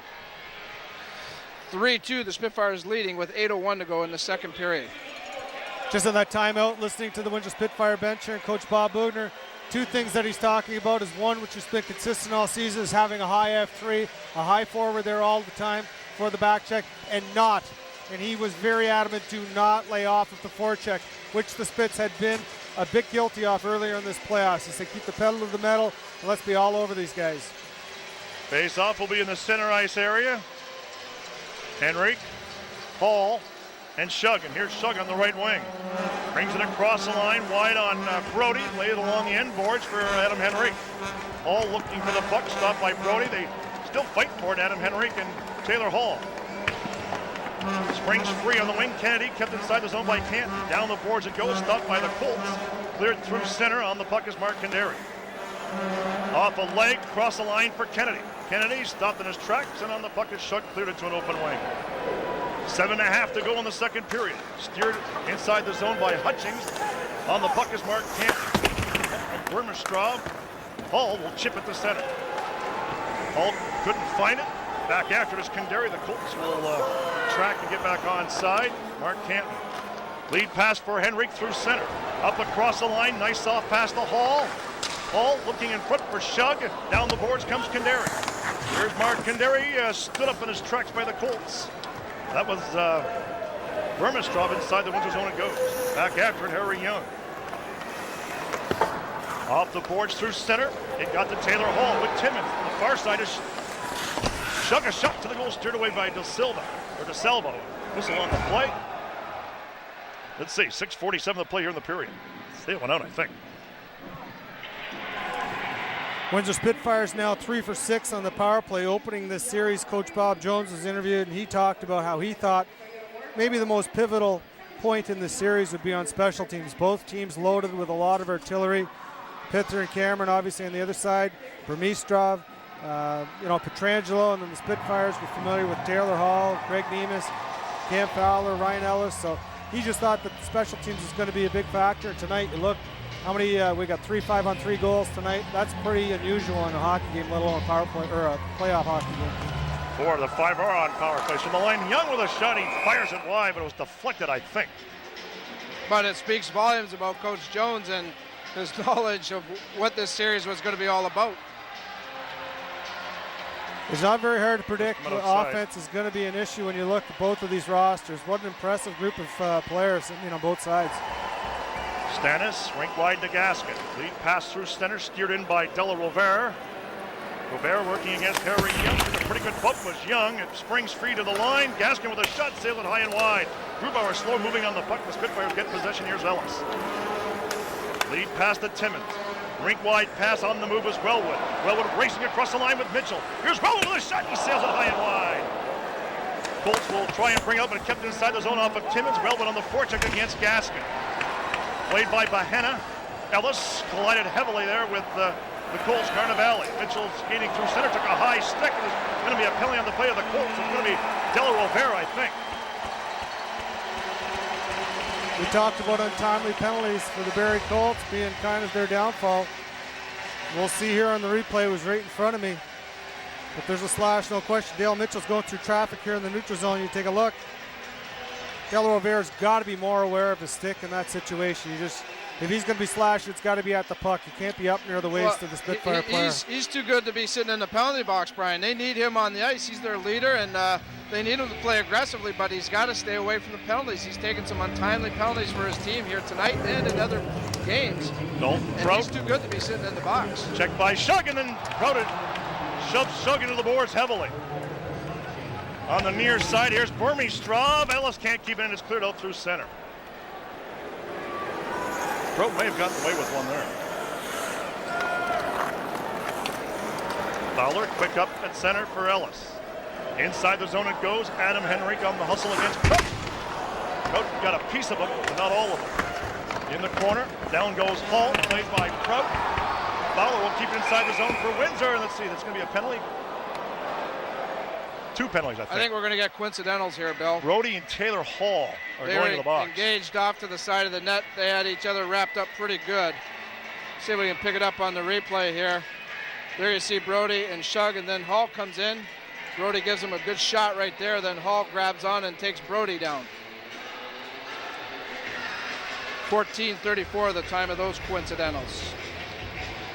Timmins, Nemes, Cassian, Ellis, and Fowler. Timmins wins it cleanly to Ellis, crowd forming. Here comes the shot. It's right on in the belly, and holding on is DeSalvo with 1:20 left in the penalty to De La Rovere. Zach Cassian has had a good second period here. He's worked hard. Good look there, Dalton Prout, the Kingsville native. I've been quite impressed with his game tonight. Undrafted 19-year-old. I think NHL teams are going to be looking at him. Shot was blocked in front. Here's Timmins. Scott Timmins turning the line. Nice pass to Ellis. Ellis passing to the side of the goal for Nemes. Shooting and went through the crease. Ellis diving, keeps it in for Windsor at the line. Great play by Ellis. Kept in by Scott Timmins. In the corner it goes to Cassian. Spun it to Timmins along the half boards. Here's Scott Timmins working it back towards the right point. Now at the circle. Rink wide feed for Nemes, tipped away by the Colts. Greg Nemes under pressure from Petrangelo. Checked on the play, and out come the Colts. Petrangelo with 45 seconds left in the Windsor power play. Inside the Windsor zone it goes. 4:44 to play in the second period, and the Spitfires will push it up. Ellis skating to center. To the red line. He'll wrist it inside the zone. Spitfires weren't moving on the puck. Played by the Colts, but stolen by Henrique. Henrique with a backhander. Great save to Selva. The rebound. The Spitfires crash the goal. Wellwood can't find it. Cassian did briefly. Played by the Colts. Prout can't get out. Kept in by Henrique. Adam Henrique back to the line to Fowler. Fowler down the boards. Has two already on the night. Made a great move upside. Pass now to Cassian. Bank pass back to Cam Fowler. Make that Henrique.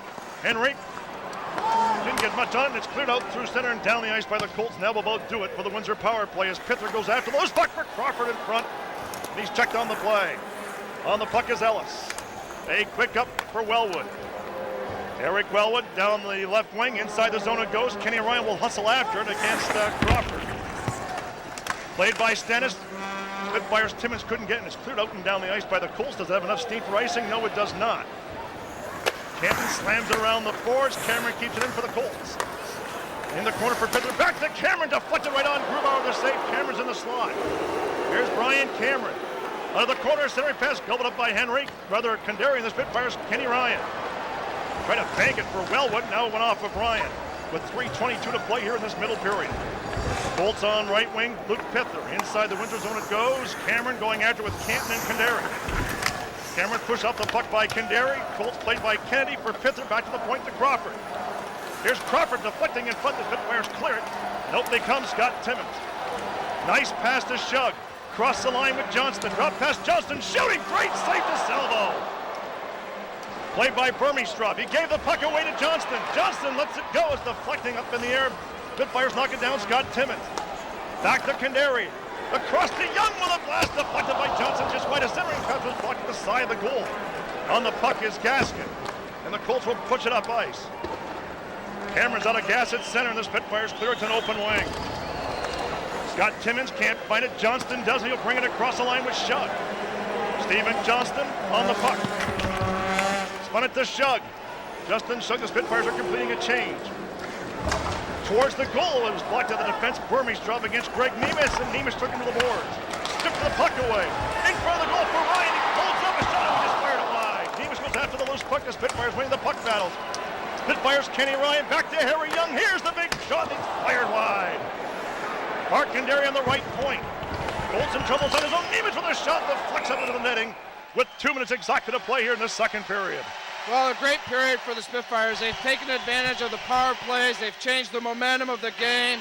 They've controlled everything up to this point. They're now out shooting the Barrie Colts as well. And it's all Spitfires right now. The Colts have to be careful here. They got to get out of this period. If they can keep it down to a goal, that would be a bonus at this point, because that guy right there, Peter DeSalvo, has been the difference so far, and he's done his job here tonight for Coach Marty Williamson and the Barrie Colts. Spitfires now employing the line of Henrique, Hull, and Cassian, Ellis, and Fowler. Hull bending in against Carnivale. Spitfires win. The draw goes to Ellis. Here comes a shot. It's right on. Rebound for Henrique. Scores! Adam Henrique off the glove of DeSalvo. The Spitfires make it 4-2.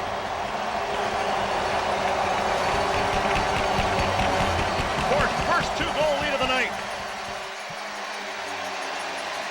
Well, this burn is on fire here tonight now, I'll tell you. No fault to Peter DeSalvo, kind of a defensive breakdown in the Barrie Colts zone. And who is Johnny on the spot? Henrique, in my opinion, the best Spitfire overall in these OHL playoffs. He's a silent but violent type of player. He's a fierce competitor. He plays in all three zones, and he's there when you need a big goal. His 20th of the playoffs, Brian. What a run he's had. That's amazing. 20 goals for him right now in this playoffs. The Devils have themselves a great player. I was just going to say, Brian, the New Jersey Devils have to be just drooling over him. Played inside the zone. Here is Petrangelo. Up on the wing it goes to Hutchings. Played through center. Kandari couldn't get it. Across the line for Carnivale. Down goes Carnivale. Spitfires. Ball didn't get out, but the Spitfires will come out. Here's Kandari.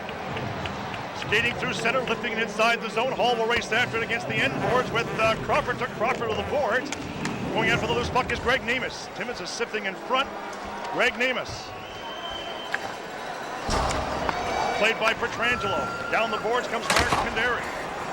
Pressuring the puck for the Spitfires. Petrangelo recovers. Make that Crawford.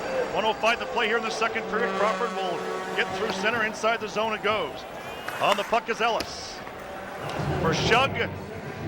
Hit a body near the bench. The Spitfires get a whistle on the play with 55 seconds left here in this second period. Junior B action tonight. Of course, the LaSalle Vipers looking for a Sutherland Cup championship. They're leading the Brantford Eagles in their best of 7 series 3-0. They're playing in Brantford tonight. 4-2, the Eagles leading. I think that game's late in the second period as well. So the LaSalle Vipers trying to claim an All-Ontario championship. And Brian, I think you just mentioned the Wings are up 2-1 in their game. The message I just got on my phone says 2-1 Wings. All right. Dalton Trout across the line, shooting. Grubauer makes the save, and he's going to hold on. Tough shot by Dalton Trout. You got to like that chant from the crowd. It's nice to see some confidence the crowd has in Philip Grubauer, and he's a guy that just builds off of that. It's an outside shot, a little bit of traffic. Philip down early, which is kind of his trademark, but he covers a lot of net. He's got a great butterfly. He's straight up to the puck. Timmins wins the draw cleanly for Windsor. Kandari will rim it to the far side to Justin Shug. Lifting it through center for Henrique. Took a hit from Prout, but keeps on going. Now across the line for Henry. Using his strength. Centering pass in front for Timmins. Went wide. Colts get it out to center. Kandari will pound it right back in. Took a bump from Clifford with under 30 seconds to play in the second period. Out come the Colts. Played through center. Up across the line for Clifford. Kyle Clifford with a shot. Grubauer made the save. Cameron on the far side. Near side, a shot steered away by Grubauer and Henry. Gets in the lead. Pass now to Shug at center with 10 seconds to play in the period. Spitfire Scott Timmins will turn for Windsor and spin it out to the Colts blue line. Bithler wasn't expecting it. It's inside the Windsor zone. Mark Kandari plays it for Windsor. Buzzer goes, and that's the end of the second period. The Spitfires will take a 2-goal lead into the third period. Here's Domenic Pumpa to tell us about that and tee up our second period intermission. Thanks a lot, Bill. 40 minutes in the books between the Spitfires and the Colts in Game 4 of this OHL Championship Series. A very good period for the Windsor Spitfires as they come out with a 2-goal lead. On the Tim Campbell Remax Realty shot board, all Spitfires as they outshoot the Colts 20-12, and overall in the game 32-27 for the Spitfires after 40 minutes of play. Coming up in our second intermission, we'll be joined by the veteran defenseman of the Windsor Spitfires, Mark Kandari. The Rink Buzz will be in session. Brian Trenholm and Craig Ripley from Rogers Television will join us for that. We'll recap the second period of play and get you set for the third period. The score after 2 periods of play, the Windsor Spitfires 4, the Barrie Colts 2. This is the OHL Tonight on TV Cogeco, brought to you by Fairhall.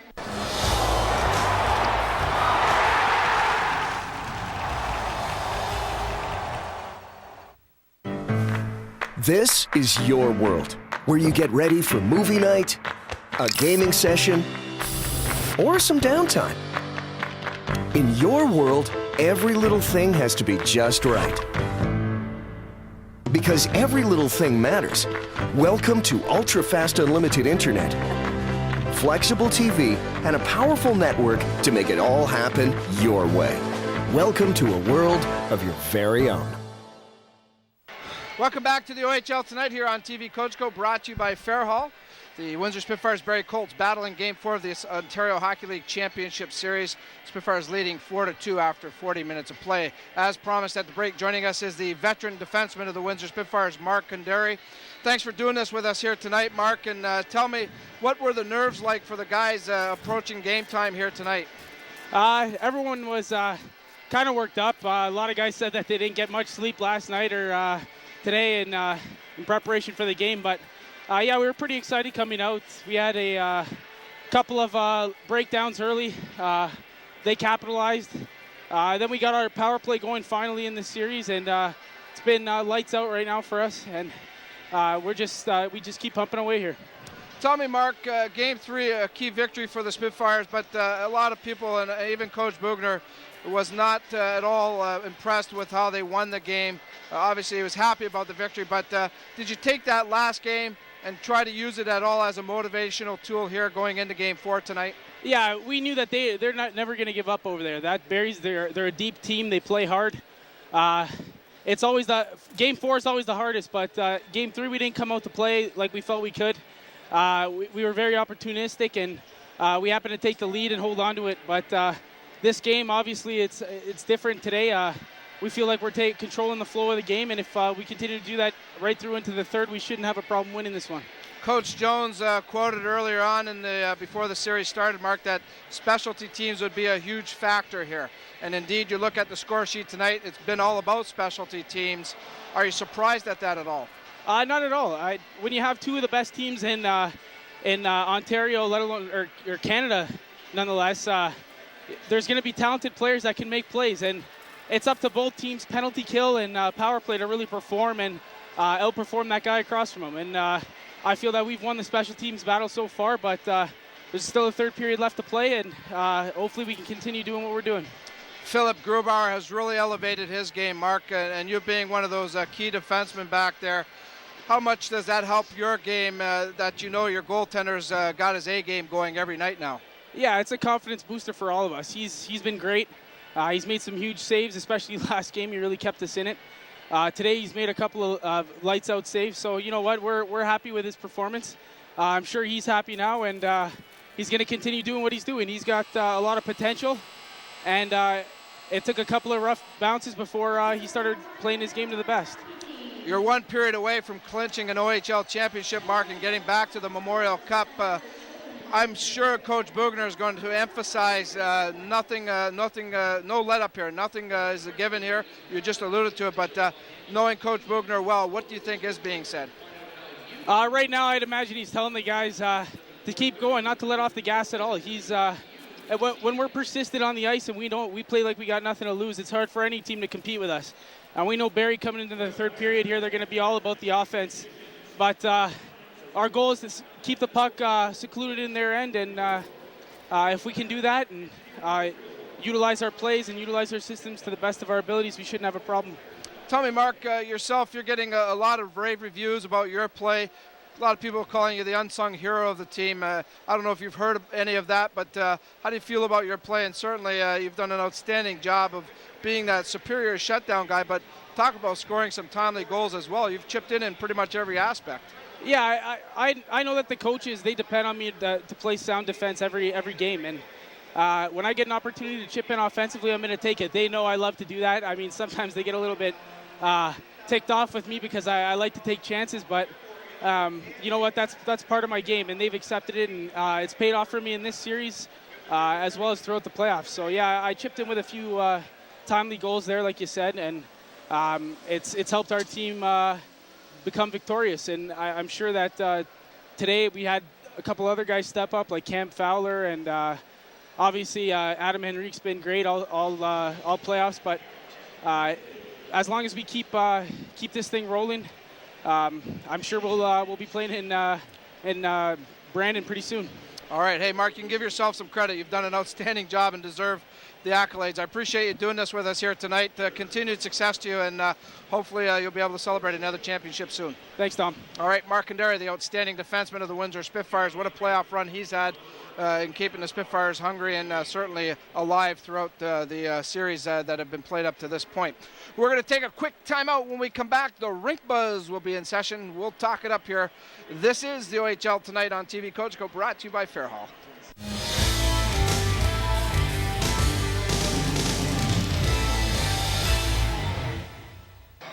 Welcome back to the OHL Tonight here on TV Cogeco, brought to you by Fairhall. We continue on with our second intermission.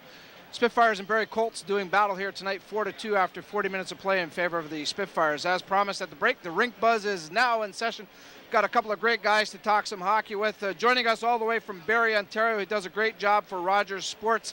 They're covering the Barrie Colts. Craig Ripley joins us, and also our Brian Trenholm, the OHL analyst here on TV Cogeco. Good evening, guys, and welcome to the broadcast. Thanks, guys. Welcome, Craig. All right, let's get into it. This series has had a little bit of everything, including some suspensions now. Craig, we'll go to you first. What's your make on everything that's happened up to this point? Well, suspensions-wise, or the games, how just they everything. How everything? Would you? How could you put this series in words? I guess. Well, a little disappointing, I guess, from a Barrie perspective. The way the games have played out. Colts have played well enough to win, arguably every game, but have sort of shot themselves in the foot with some big mistakes. And it seems like when they make them, the Spitfires capitalize. And Grubauer has probably been better than both Colts goalies. I don't think there's much arguing there. And before the series, I didn't think that would be the case. I thought Barrie had the goaltending edge. Yeah, a lot of people felt that way. What do you think, Brian? I think key is that, Windsor looking to go into Barrie on a very tight turnaround 2 days after the 7-game series with the Kitchen Rangers. Went in and played a game which I think that, the Barrie Colts could have won. They grunted it out. I think they got, a deep effort from a lot of guys, and they were able to come away with game 1. Game 2 to me was really shocking, and the turning point where I thought that, I thought that the Barrie Colts would be able to, to bring things even at least at that point. And then, heading back into Windsor here, I thought the other night the Barrie Colts really kind of, as you put it, shot themselves in the foot just with some untimely penalties. So, am I surprised? I'm definitely surprised. Bob Bugner himself said that they were the underdog in this series, and to be at a 3-0 advantage right now going into the third period, I'm surprised. Are you guys at all surprised at how much bad blood there is between these two teams and really the hate that is there right now. It is awful, and the intensity on and off the ice, the little games, everything that's gone on. Has any of that caught either one of you guys off guard? What about yourself, Craig? Certainly gotten nasty, and it's been more the off-ice stuff that's surprising. On ice, you'd expect some bad blood, especially the way this series was built up basically for months, but it's the off-ice antics of both teams. It started, I think, in Barrie with the dressing room and not being big enough for the Spitfires management, and that became a big issue and a side story. And then, of course, the draft with the Colts drafting Kirby Reichel late in the first, or the last pick of the first round, certainly ruffled some feathers in this area, and certainly didn't help the bad blood in any way. So it's the finals. You expect two teams to not like each other, but it's been more of the off-ice stuff that sort of overshadowed the series, unfortunately. Brian, your take on that? Well, it doesn't surprise me. I mean, let's go back to last year, Dom. The finals were the London Knights and the Windsor Spitfires, and they did not like one another either. So yeah, it but does you not expect surprise that. me. You expect that, yeah, no question. This series we've had both sets of fans have been accused of throwing items at the opposition's team. So certainly, but it's there definitely is a lot of hot blood. Continued tonight, no question. The turning point of Game 4 obviously was with the call the Spitfires made on the stick of Peter DeSalvo. Very unorthodox call. I've never seen it, I don't believe. You wonder how they knew that, guys. I don't know. Colts have been here I'm 3 sure days it's with come their to the stuff forefront. downstairs. I'm sure so, Craig, well, maybe you can tell us how they knew that. I don't know how they knew, but there's one way to guess. I mean, the Colts have been here for 3 days with their stuff downstairs, maybe locked up, but I assume if they wanted to get in there, they could. Maybe locked up. Craig, you alluded to the draft. Let's get into that a little bit. That's been another sidebar to all of this. Let's start with you, Brian. First, Coach Williamson, or the Barrie organization, defending their selection of Kirby Reichel. How do you see all of this shaking down? Well, I mean, I'm going to call a spade. I'm not going to be soft on the issue. The Barrie Colts issued a statement saying that they thought he was the best player available at that point in the draft, and that was it. I think there's a lot more to it. Definitely, I think that the issue of Warren Reichel trading down in the draft upset some people, and obviously Marty Williamson was one of them. So they decided that, there was a way that they could maybe, voice their opinion.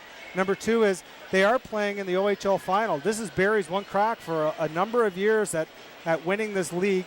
And, maybe that Coach Williamson in the general manager capacity thought that he could bring his team back into the fray. Do I like it? No. It's been an unwritten rule for a number of years that if you're blood, you go through to where, where you're supposed to be drafted. Warren Reichel, I believe, sent the letter to all of the teams, and it went through with a number of teams. They had no issue with it.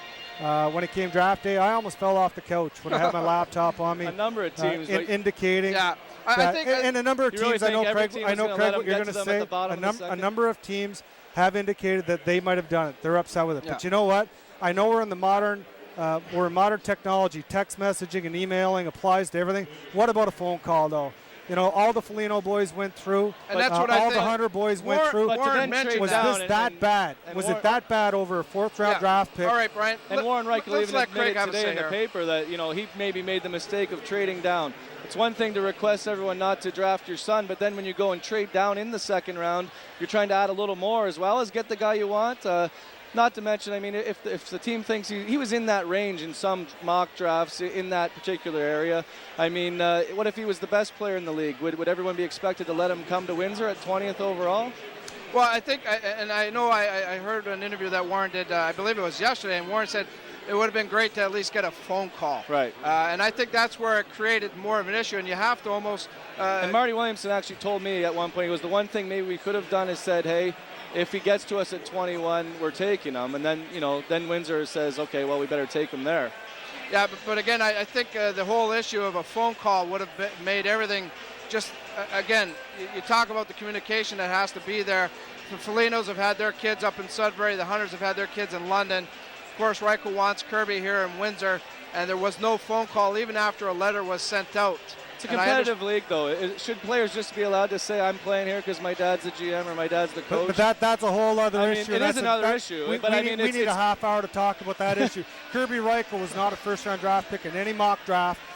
the Windsor Spitfires He should indicated be that they honored, would though. take him in the second round. Well, He I should be think honored. He's a great player. any kid will be honored. He's a great player, exactly. Absolutely, but There's a you know, good if we chance want to he'll talk, end up where he wants to be, I would say. if we want to talk about mock drafts, he wasn't even close to the end of the first round. He was a second-round pick. He's a character kid. He's going to be a great player in the league. He's probably going to be a captain in some capacity in this league, probably a pro draft pick.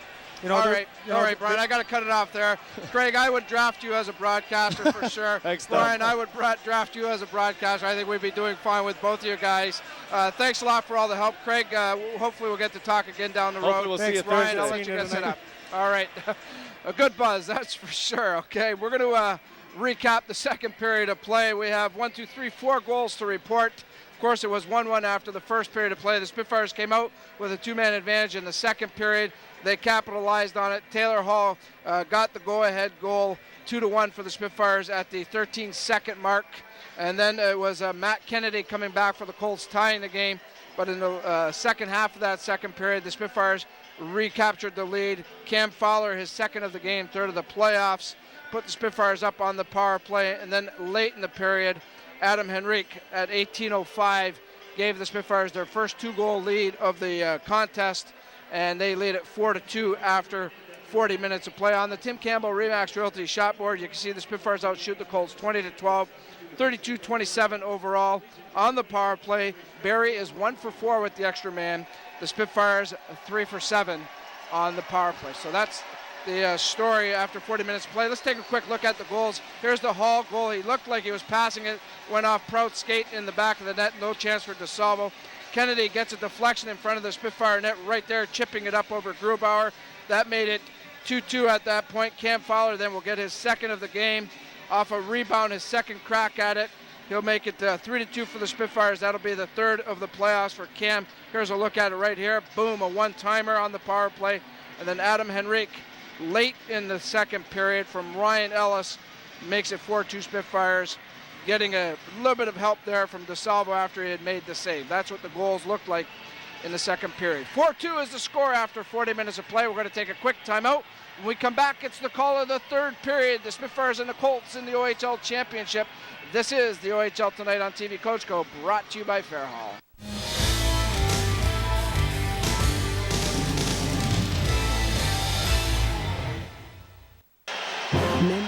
Welcome back to the OHL Tonight here on TV Cogeco, brought to you by Fairhall. Game 4 of the OHL Championship Series between the Spitfires and the Colts. Third period action is set to go. Here's the voice of the Spitfires, Bill Kelso. Thanks, Tom. Hi, everybody. The Spitfires with a 2-goal lead, and the third period has begun. Teams start the period at full and even strength. In the middle of the ice, Colts will come to center. Up across the Windsor line for Kennedy. Mark Canton on the puck for the Spitfires. Stopped by Burmeistrov in the slot. Gobbled up by the Spitfires. Justin Shook, and he'll throw it to an open wing. And handling back after it is T.J. Brody with Taylor Hall on the forecheck. Dalton Prout didn't get it here. Shook looking for Hall in front. He couldn't get the pass. And Hutchings, a lead pass through center, past Burmeistrov. Up across the Windsor line. He's knocked down by Mark Canton. Kandari, now Canton against Burmeistrov. Spitfires get the puck. Mark Kandari. All tied up with Kennedy. It's in the slot for Brody. The Spitfires strip it away, and here they come. 3 away at center. A 3-0-1 break developing across the line for Henrique with Hall. Hall now to the goal. Pass in front for Henrique, and he just couldn't get it. Out come the Colts. Kennedy will just send it inside the Windsor zone. The changes coming for the Colts. And the Spitfires as well. Harry Young, outlet feed to Ellis. Ellis, the lead pass through center. On the hustle is Eric Wellwood. Will he get there before the icing line? Yes, he does. Back of the goal for the Spitfires, Scott Timmins. Colts take possession. Clifford. Knocked down by the Spitfires, Eric Wellwood. Luke Pithert kicks it at center. Cross the line for Cameron. Cameron with a shot blocked by Young at the line for Petrangelo. Petrangelo's shooting blocked in front of the leg. That goes wide of the Windsor goal, played by Harry Young to the far side. Down the boards comes Petrangelo. He's checked down the plane. The Spitfires will chip it outside the zone to Dale Mitchell. Here's Mitchell. Knocked off the puck by Petrangelo. Ryan Ellis, the pass at center. Mitchell has it. Across the line, a lead pass now to Wellwood with a shot deflected by Petrangelo wide.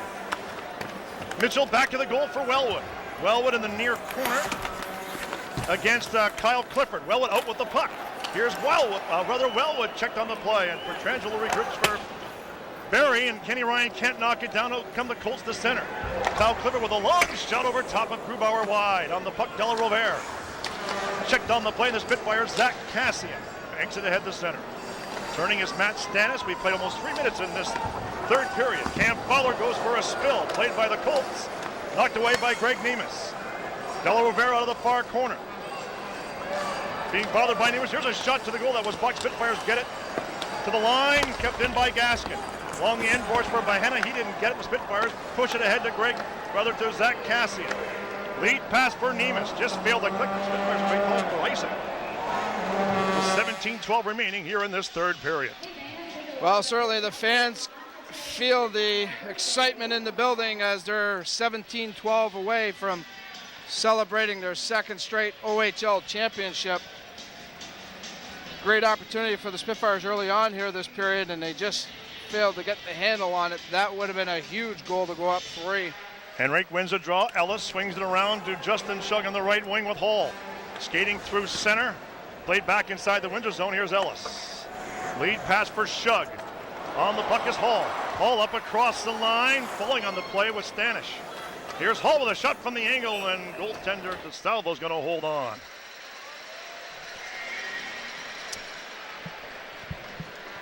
.306 gone by here in the second period.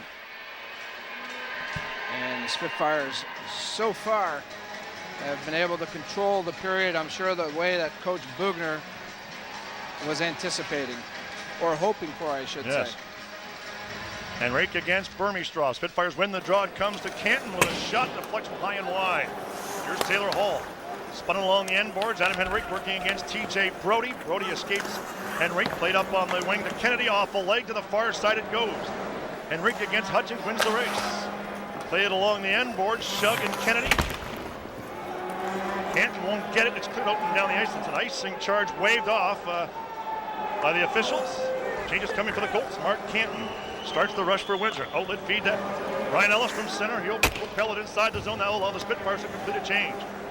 Scott Timmons alone forward on for Windsor. Comes out the center. Pumped right back in by Cam Fowler. Stopped by DeSalvo on the puck is Brody. TJ Brody. Out come the Colts. Dalton Prout.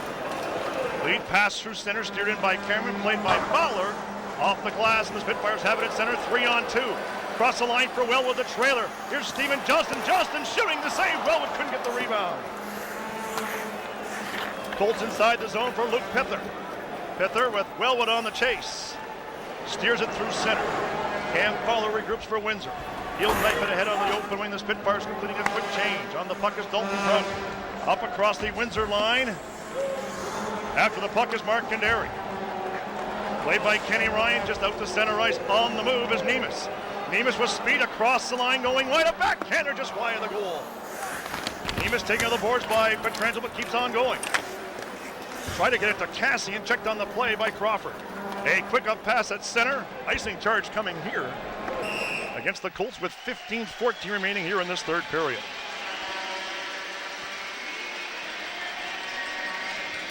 Let's look at the upper left-hand corner here. Adam Henrique looks almost like a third defenseman in this situation. DJ Smith is yelling and at him. The same instructions all night. High guy, high guy. They're putting that guy high. They want their first two forwards really hard on the forecheck, but they're keeping that high guy there for the back check. Petrangelo on the left wing for Bahena. Rink wide pass off of Nemes inside the Windsor zone. Kandari makes that Ellis couldn't knock it down. Now he gets it back. Threw it to the near corner. Colts will play it. That was Carnavale. Checked on the play by Nemes. Rink wide feed to Cassian.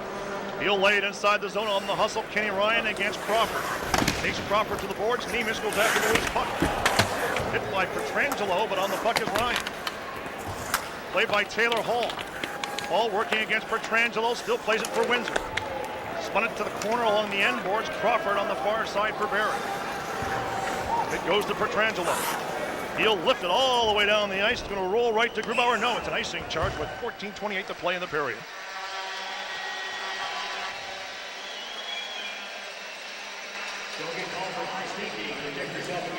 Look at Bob Bugner, DJ Smith there. A couple of experienced guys, especially throughout the playoffs. They're keeping their bench pretty grounded there. They don't give too many breaks. If you cheat a shift with these guys, they're going to let you hear about it. Doesn't matter what the point is in the game. Prout to the far side to Hutchings with Burmistrov and Kennedy. Kennedy here on the left wing across the line was looking for Brody. A loose puck and the Spitfires will push it up.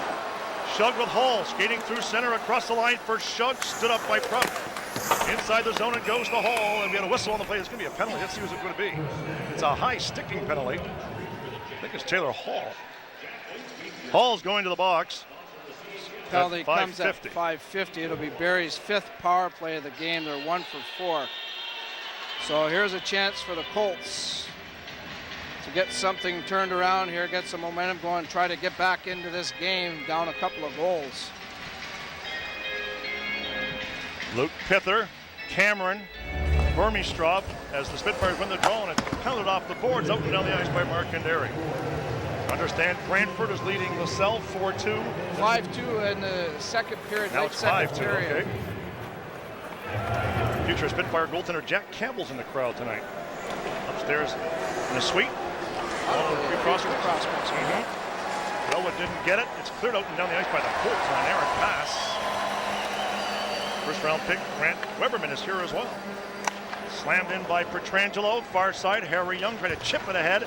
Kept in by Pither. Kendary outmuscles his man. The Spitfires Nemus.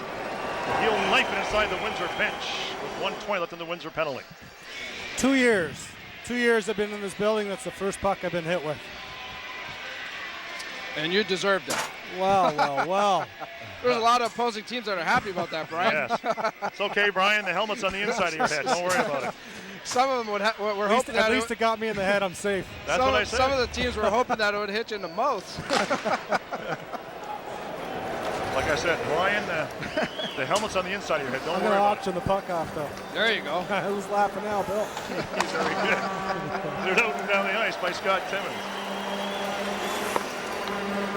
T.J. Brody. With 1 minute left in the Barrie power play.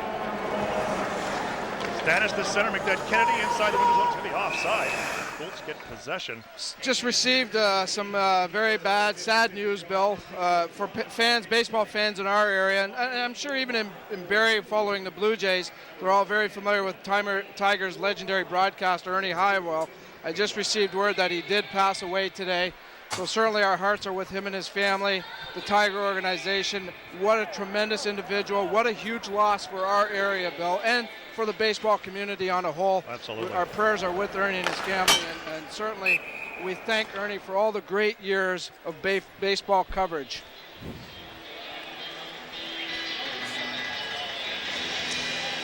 .702 gone by here in the third period. The Spitfires holding on to that 2-goal lead, trying to put the final touches on their second straight OHL championship. Scott Timmins taking the draw for Windsor, lost the draw, comes back to Pietrangelo at the right point. Here comes a shot through a screen, and Grubauer is going to grab it and hold on. Just a quick story about Ernie Harwell, Dom. 24 years ago, I took a sportscaster's camp at the University of Windsor. He was my baseball instructor. And I bet you just loved working with him. Oh boy, you're like a sponge, just sipping off the information. Yeah, just such a a thrill. Great individual. He's come over to TV Cogeco. I know some of the crews had a chance to meet him there, and just what a class act. Pietrangelo at the line. That hits Scott Timmins. Can't get on a first effort. Does on the second. Down the ice it goes with just 32 seconds left in the Barrie power play. Out they come. T.J. Brody with Wellwood on the forecheck. Passing through center. Pietrangelo up across the line. Towards the goal. And Grubauer. Best save of the night for Billy Grubauer. Here's Pietrangelo on the boards. With 15 seconds left on the penalty. In the corner for the Colts. Played back to the point to Carnivale. Centering pass in front. Failed to click. And it's going to come outside the line to center with just 4 seconds left in the Windsor penalty to Hall. Crowd will erupt as Hall escapes from the box, and here he is. He's on the ice. The Colts across the line. 22 is Brody, a centering pass for Burmistrov. Great save, Grubauer again. There's a shot to flick, and Hall has it for Windsor. And he's away at center. Taylor Hall will just stop over the red line and fired inside the zone. Greg Nemus up against the boards for Windsor. Puck springs free. Here's Nemus on the loose puck. Nemus out of the corner, taking the boards by Stannis. Spitfires get the loose puck. Zach Cassian. Stannis plays it for Barrie. Skating to center, up over the red line, inside the Windsor zone. It goes with 11:35 to play in the third period. Mahena Dropped it back for Hutchings. Being engaged by Fowler. Spitfires. Nemes couldn't get it. There's a centering pass blocked by Gruber at the side. The whistle on the play with 11:26 to play in the third period. What can you say about Philip Grubauer? He did a great job in the Kitchener series, and he picked up where he left off there coming into this series. Definitely should be gaining some consideration for MVP awards. I like 3 or 4 Spitfire guys if they are indeed able to finish it off here tonight, but Philip Grubauer has given the Spitfires outstanding playoff goaltending the last several games. Adam Henrique bends in for Windsor Spitfires. Win the draw. It's played to Ryan Ellis. Around him to Justin Shug on the right wings. He'll step over center. Got it across the line. Ball couldn't get it. Cross the line now for Bahenna. Bahenna working against Harry Young. Young against Bahenna. Hutchings there as well. Adam Henrique enters the fray. Hutchings against Henrique. Played to the corner. Henrique goes after it for Windsor. Took a bump from Hutchings. Out and down the ice it goes. After it is Della Rovere. Lead pass to Brody. Saucer pass to Hutchings on the wing. A long shot off of Ellis. One off of Harry Young as well. And he'll go after it for Windsor with 10:45 to play in the period. Here's Ellis. Slowly through center. Up across the line. Hall will go after it with Dalton Prout. In the corner it goes. Played by Brody. Took a run from hit from Shug. Centering pass is up. Scores! Scott Timmins makes it 5-2 with 10:33 to play. That just might do it.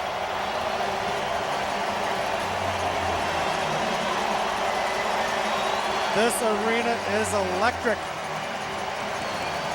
That goal was set up by the hit by Justin Shug. And then Hall with the setup, and Timmins. And that's what it is. It's those turnovers. Look at this. There's the hit by Shug. Hall makes the pass. Timmins looks like a sniper with that one.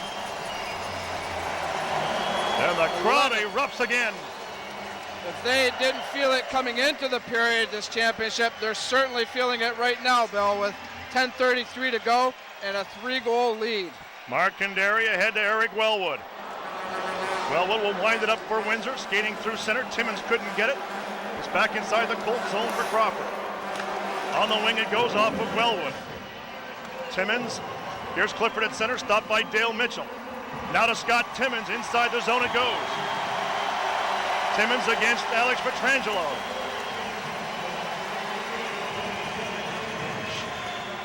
Played inside the zone, blocked by Grubauer. Here's Kanteri. Played up on the wing to Mitchell. Let it go to Wellwood. Down the ice, Greg Nemes is on the ice for Windsor with 9:53 to play the third period. The Colts coming to center, knocked down at the defense by Kandari. Inside the zone by Mitchell. He'll race to the bench. Here's Zach Cassian. Took a bump from Kennedy. Kennedy's lost his stick. Spitfires in the corner. Greg Nemes got it to Cassian. Cassian tried to spin it to Nemes. Here's Kenny Ryan. Spitfires lose point clock as well. Greg Nemes along the end boards. Played up on the wing. Out come the Colts. Della Rovere. Coming to center. Skated off by Ryan. Played outside the zone. Matt Kennedy. Just a hit from Cassian. It's up across the line. Here's Kennedy, hit by Canton. Spitfires can't get the loose puck now. Canton going after, took away from Carnivale. Took a pretty good bump. There's going to be play up on the wing to Zach Cassian. He'll knife it inside the zone as Ryan goes after with 9 minutes to play in the period. Ryan on the forecheck against Gaskin. Here's Della Rovere, checked temporarily by Henry. Della Rovere will clear it out and down the ice. Icing is waved off, and striding after it is Harry Young. Bank pass to Mark Kandari. Kandari took a pretty good slash from Burmistrov. And he'll wheel up with the puck. Mark Kandari down the right side. Up across the line for Kandari. Played by the Colts. Burmistrov took a bump from Shug. Played by Hall. Hall's in back of the goal for Windsor. Great move by Hall. Checked by Bahenna. It comes out to center ice, and Harry Young will just pound it right back in for Windsor Spitfires. Evacuate the zone. 8:20 left to play in the third period. Out come the Colts. Burmistrov. Burmistrov under pressure from Henry. Spitfires right now are throwing a blanket on the Barrie Colts as it comes out to center. Here's TJ Brody inside the Windsor zone. Down goes Henry. Spitfires on the loose puck. Ryan Ellis. Long lead pass for Shug. Hall's the trailer. Timmins in zone. There's a shot there by Hall that was blocked, and out come the Colts. 3 away at center. Over the line for Bahenna. Drop pass Burmistrov. In the slot, it goes towards the corner. Ellis against Bahenna. Scott Timmins up against the board. 7:45 left in the third period. Hutchings. Centering pass in front, blocked by the Spitfires, Ryan Ellis. He'll clear it out and down the ice. Icing charge coming here. And this is the OHL Tonight, presented by Fairholme.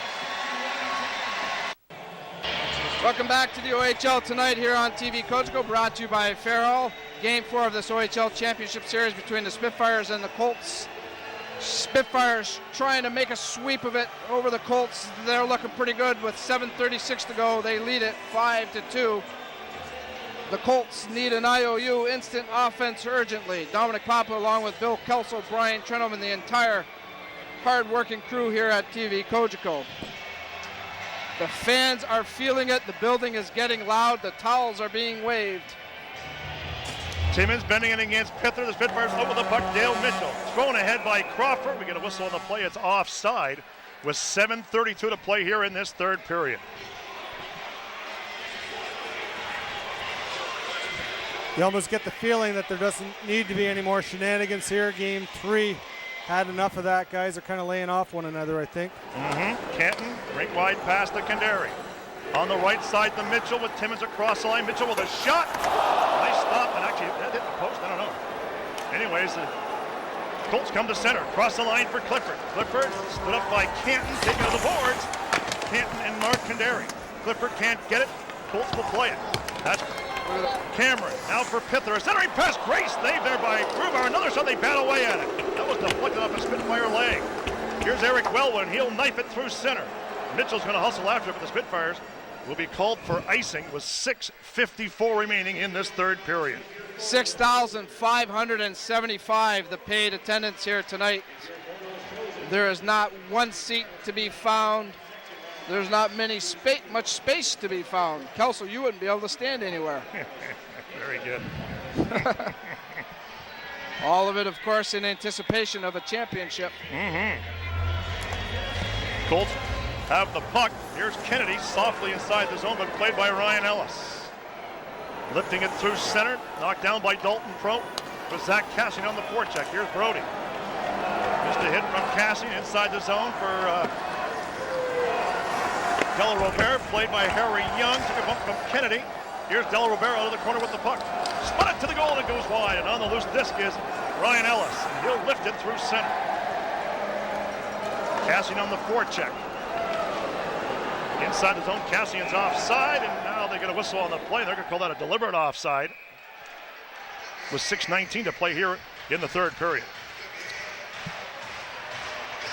Bob Bugner not agreeing with the call, obviously. Spitfires are going to be short-handed here. I didn't see that part. Oh, okay. So the Colts will go on their 6th power play of the game. Cassian gets a penalty. 13:41 the time of the penalty. I don't know if there was an infraction, Bill, or maybe it was too many men or something like that. We'll wait for the official announcement. Coach Bugner obviously not happy with it, though. From the line, Petrangelo saved. Shot rather saved by Grubauer. Cassian gets an unsportsmanlike conduct penalty. Back after it for the Colts. Crawford going rink wide. Here's Burmistrov. Alexander Burmistrov, who's been a treat to watch in this series, stick handles his way through center. Inside the Windsor zone it goes with 5:50 to play in the period. Played by Harry Young up against the boards. Kandari there as well against Luke Pither. Kandari with time and space. Can't get it out. Kept inside the zone by Petrangelo. And now it comes out. Played by Wellwood. On the puck is Kandari. Lead pass for Wellwood across the line. Did a stutter step up against Burmistrov. And he's checked off the puck. Keeps on going against Crawford. Great work by Wellwood. Have the Colts pinned inside their own zone with 5:28 to play in the period. Pither up across the Windsor line, shooting, and it was blocked off the leg of Canton, played by Ellis. Took a bump from Petrangelo, down goes Ellis. Spitfires knife it ahead, nope, they come 2-on-1. Adam Henrique with Hall. Here's Hall inside the zone. Hall tried to look it for Henrique to the goal, and it was blocked by DeSalvo. Lead pass cut off by Henrique. Knocked away by Ellis, and Hall is free again at center. Hall on the right wing, and knocked off the puck by Petrangelo. Spitfires will clear it out and down the ice with just 38 seconds left on the Barrie power play. 4:53 to play in the third period. Spitfires with a 3-goal lead. Here comes Brody to center. Down the right wing across the line past Young. Skipped it in front. Here's Matt Kennedy out of the corner. Now coming out, Kennedy to the goal. A shot. Grubauer the save. He's going to hold on. Listen to this crowd. Yeah, they love Philip Grubauer right now. Why not? He's given them a lot to cheer about. He's made this team feel pretty confident along with the fans. Here's a look at Kennedy's shot. A big body in front. Clifford. Grubauer is still able to come up with the save. Spitfires controlled it all. Played by Kandari softly to the other side. Eric Well with a lead pass to Timmins. 1-on-2 through center. Scott Timmins made a nice move on Carnivale. Here's the shot by Timmins, and DeSalvo way out in the blue ice is going to make the stop. Just 9 seconds remaining in the Cassian Minor. 4:28 to go, and again, you could feel the electricity in the building, Bill. Spitfires on their way to their second straight OHL championship. They may be able to put on their cowboy hats because they're going to be heading out to Brandon, Manitoba. Slammed by Greg Nemes. Penalty has 5 seconds left. Here's Kennedy on the far side. Off of Kenny Ryan. The Colts play it through center. Out of the box, rather, is Zach Cassian. TJ Brody. Stopped by Cassian. Spun ahead on the wing. Colts bring it across the line. The late man is Clifford. Clifford with a shot. Grubauer the save. Shot number 32 for the Colts is played by Ellis. Ellis stopped by Kennedy. Cleared to the line and out, and Cassian went crashing into Prout. Dumped inside the Windsor zone. Grubauer with an easy snare. He'll set it up for Ellis. Ellis away from Kennedy. Under 4 minutes to play in the period. And in the contest, Kenny Ryan through center. Now across the line for Ryan with Nemes. Here's Ryan going wide. Stutter step on Gaskin. Burmistrov in the corner as well. Will try and fish it loose, but Kenny Ryan doing a great job along the board. Here's Burmistrov away from Justin Shug with 3:28 to play in the period. Burmistrov skating through center. Across the line, failed to click, and Kandari gets it on the right wing to Shug. Looking for Hall, played by Della Rovera. Now it's Harry Young with the puck for Windsor. Played up on an open wing, back to the Windsor defense. Mark Kandari will just loft it inside the Colt zone with 3:10 to play in the period. The Spitfire fans can really smell it now as Bahena brings the Colts to center. Up across the line for Bahena. Bahena shooting, blocked by Harry Young. Young took a run at Bahena. Down goes Young. Up against the boards with under 3 minutes to play in the period. Henrik doing a pretty good checking job on Pittman. Played by the Colts, coming back to the point in the Gaskin. Here comes the shot. Grubauer, the save is going to hold on. Was deflected in front. And this crowd again chanting Drew as in Grubauer. Phillips won the heart of this city, no question. He was under some pressure earlier in the playoffs. And I was a pretty vocal advocate that I knew that he was going to be able to rebound and get his game back to world-class level. And he has done that. Off the draw, the Spitfires control it. Wellwood to center. Stopped by Crawford. Spitfires will play it. Ahead to Wellwood. Here on the right wing. Crawford. Rink wide feed. This is Petrangelo. Gave it to Wellwood. Wellwood across the line. Still fights for it. It's up into the crowd on a deflection with 2:29 to play here in this third period and possibly the contest. Brian Trenholm, maybe you don't know this, but Philip Grubauer's record at the WFCU Center, I don't know if anybody knows this, 17-0-1. His record coming into tonight. The only loss, an overtime loss to the Kitchener Rangers in Game 1 of the Western Conference Finals. And Bill, as much as it pains me to explain this, I'm not surprised you're the only one that knows it. Here's Clifford up across the line, and the Spitfires inside the zone it goes. Towards the corner, centering pass, blocked out in front. Whistle on the play is Grubauer with the crowd in front. 2:10 left in the third period. Peter DeSalvo out of the net now for the Barrie Colts, obviously. Down 3 goals. They've got to set up a face-off play here, hopefully to get a quick one back. They want to get traffic, obviously, to the net, but he's going to remain out until the next whistle for sure. Neither team has used their timeout as yet. Henrique on the ice for Windsor. Craig Nemes is on the ice for Windsor. Mark Kandari, Harry Young, Taylor Hall. 6 attackers for the Colts. Burmistrov takes it, oh, he lost it. Mark Kandari. Taylor Hall plays it off the boards, kept inside the zone by Petrangelo. Here comes a shot towards the goal. Down the boards comes Crawford with a shot. Great save, the rebound. And Burmistrov couldn't get it for Taylor Hall. Plays it ahead now to Nemes. Nemes has an open net. Up across the line for Nemes, and it was blocked by Della Rovere. De La Rivera being bothered by Nemes. Off the stick of Taylor Hall with 1:45 to play the third period. Here's Hall with an empty net. Hall shoots! Scores! Taylor Hall and the Spitfires. You can put that plane, folks. The Spitfires, for the second consecutive year, have captured the OHL championship and are headed to Brandon, Manitoba to defend the Memorial Cup. And listen to this crowd. Well, folks, when I was a betting man, I would bet that this may be the last goal that we're going to see Taylor Hall score in this arena. At 18:20 of the third period, it's now a 4-goal bulge. The fans have thrown towels and brooms on the ice at this juncture, but Brian Trenholm, Taylor Hall with the goal, his 17th of the playoffs. And if there were two individuals, Bill, who are involved in this game tonight who may not have had their name called as much as others, is Taylor Hall and Greg Nemes. And they deserve all the recognition in the world. Two World Junior champions, really the foundation off this Windsor Spitfire turnaround, this organization. You look at that guy, Taylor Hall, going to be the first or second overall pick in the NHL draft this coming year. Greg Nemes, a guy that came in as well as a big guy with not a lot of meat on his bones at the time, really decided he wanted to be a pro. Bob Bugner and the coaching staff have done such a tremendous job with both of those guys, but it's quite fitting that at the end of this game that both of those individuals are involved in this goal. You gotta look, Taylor's coming out here just onto the ice. Another thing that's impressive, Brian, is the Windsor Spitfires, 12 players remaining off that club that made and won the Memorial Cup last year. However, the Spitfires had to add 3 defensemen to that back end. Cam Fowler, Mark Canton, and Craig Dunnick, and then 2 goaltenders, Philippe Grubauer and Troy Passingham. That's 5 out of 8 players in your back end. I think it's a significant accomplishment by the Windsor Spitfires in 2009, 2010.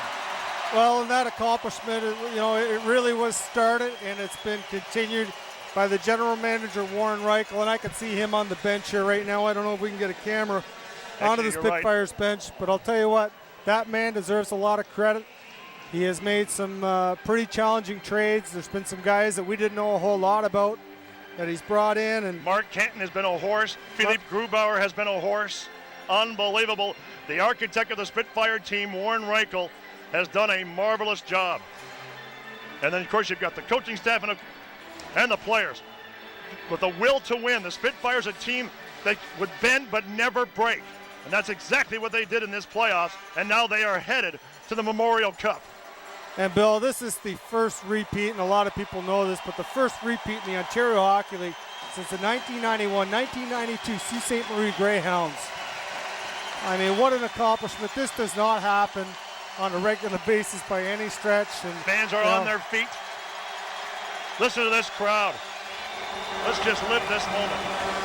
Windsor and Essex County, your hockey team is going to the Memorial Cup for the second consecutive year to defend the crown of junior hockey supremacy. And Bill, what a privilege to be able to come into an arena like this every night. Such a spectacle with such a crowd and so involved. And I mean, their support here from the city has just been extraordinary.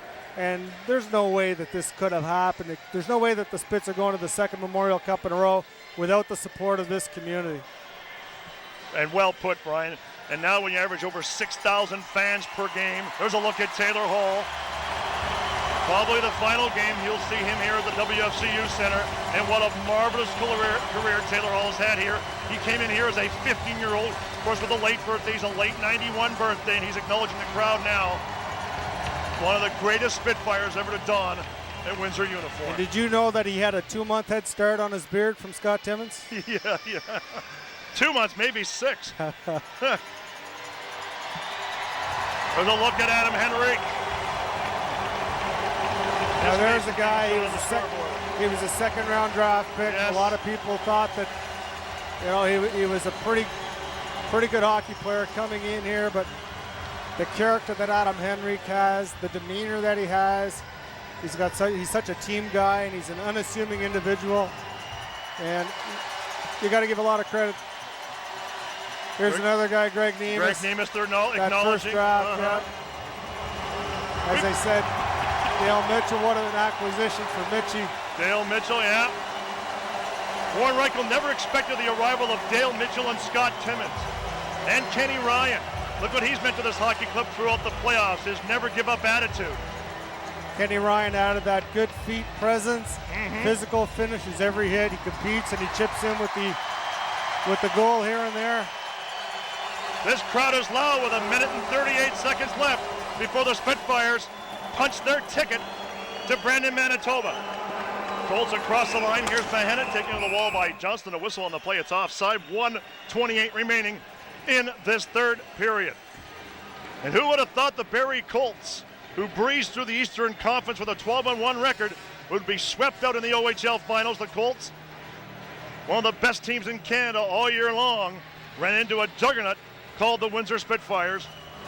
And the Spitfires, for the second straight year, off the Memorial Cup, in the second year they've captured the OHL championship. It's swept out and down the ice by James Woodcroft. He's on the ice with Derek Lanoux and Johnson. Icing charge coming here.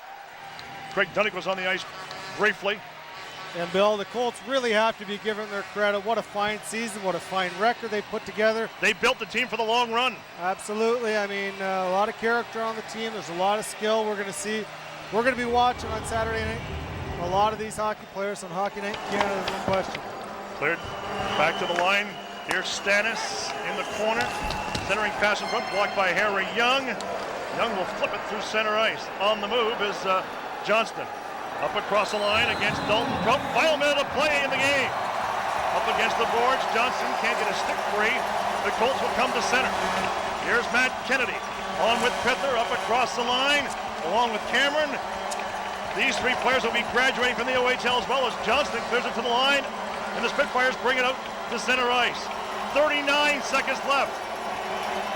The Spitfires, as the crowd is going absolutely crazy. Half a minute left. Inside the zone for Pither. Pither and back to the goal. Shot by Prout, blocked by Johnston.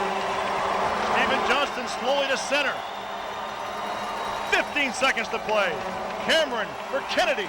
Centering pass and Grubauer lets it go. Johnson kept in by Prout, blocked at the line. Let's count down the final 7 seconds. Grubauer didn't plump on it. 2 seconds left. It's over, folks. It's over. And the Spitfires have captured the OHL championship and are headed to Brandon, Manitoba. Let's soak this in.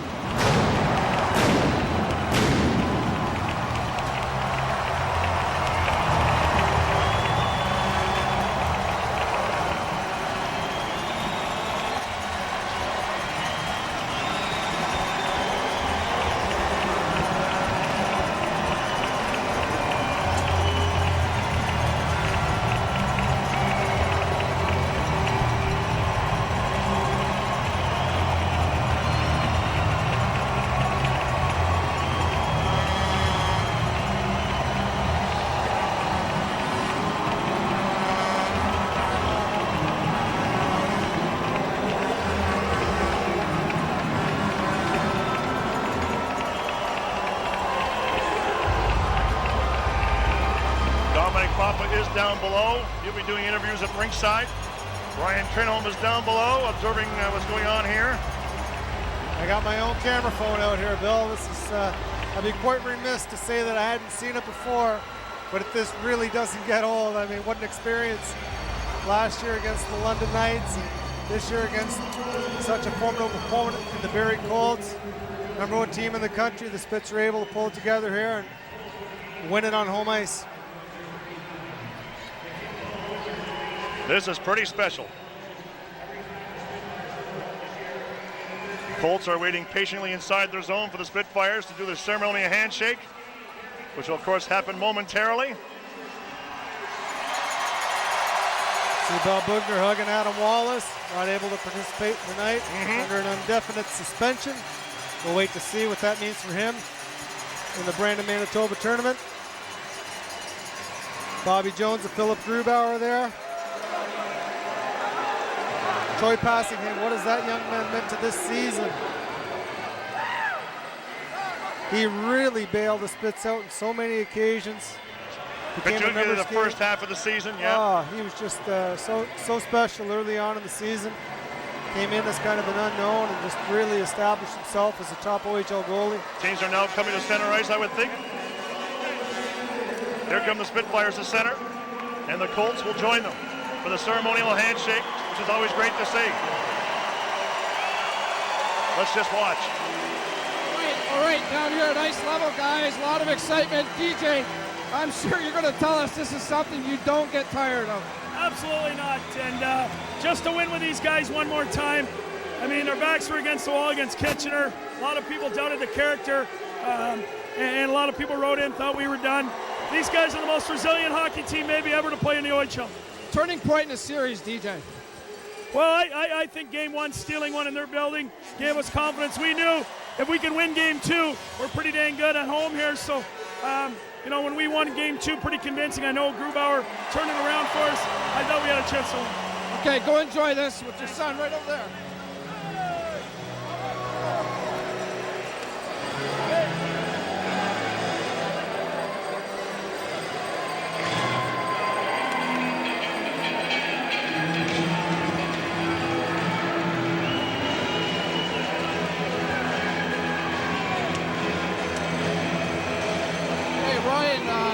Another crack at holding a Memorial Cup. You're going to get to hold the Ross Robertson Cup. How good does that feel? Yeah, it's unbelievable. We know what it felt like last year, and some guys are new at it too, so I'm sure they're excited, but we know what it was like last year and how exciting it was, so I can't wait for us to get to Brandon. How much of a different test was this run compared to that of last year, Ryan? Well, I think last year we came in as a favorite, and this year it was kind of a different story. They were supposed to be a top team and beat us, but I think our character showed and we persevered. All right, go enjoy this, Ryan. Well deserved.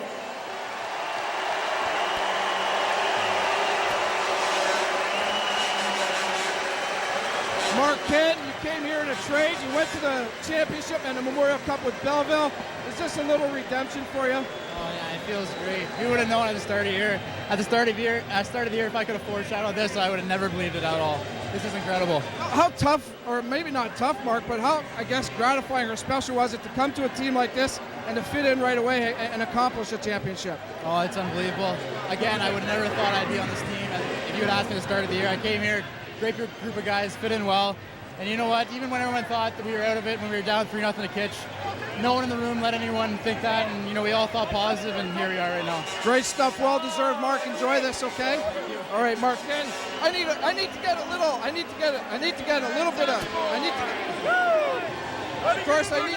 bit of Tay time here. I got Tay time with me. Taylor, any better this time around than the first time? Yeah, for sure. I think this is really special to do it twice. All the adversity we faced. You know, we didn't have a perfect season. We had a lot of injuries and a lot of stuff like that. This feels great with another great group of guys. I mean, I think it goes without saying, but I'll ask anyways, Taylor. What's it mean to you to get back to the Memorial Cup? Yeah, it's so tremendous. Everything I faced this year with the draft and everything, it doesn't mean anything compared to what happened tonight. And if we could win in Brandon, that'd be tremendous for us and for the city. All right, go enjoy this, Taylor. Well deserved. Okay. I want to get Scott Timmons in here before we get the trophy presentation. Boy, this just keeps getting better and better, Scott. And you are a huge part of this one. A much different role for you this time around. How gratifying right now? It feels unbelievable. I mean, there's nothing better than being known as a champion. And, I don't think I could have picked a better group of guys to do it with. I mean, there's no quit in that room. And, when the going got tough for us, no one quit, and we turned a lot of heads. Okay, was there ever any doubt, Scott, even when you were down 3-0 to Kitchener? No, I don't think so. There was this weird feeling that we knew we were going to do it, and we just had to give ourselves a chance. We're in that game 4. We knew there'd be a game 7 with the momentum we could build up, and we just gave ourselves a chance. And no one really quit in that room, and it's just a special group of guys. All right, well, you got to go collect some hardware, Scott. Go enjoy it, okay? Thanks a lot. Scott Timmons, what a key player for him, for the Spitfires for sure in this cup run. You see the guys, this is a happy moment. I don't know if you can compare championships, but I'll tell you what, folks, this team showed some unbelievable resilience throughout the playoffs. There are a lot of people that jumped off the bandwagon. For those that stuck by this team, hats off to you. These guys are the real deal. Bill, how's it look up there, Bill? What a sight to see. Unbelievable. Just unbelievable from up top. Now the players, of course, circling around with the championship trophy. It's a sight to see, and Brian's right, it never gets tired.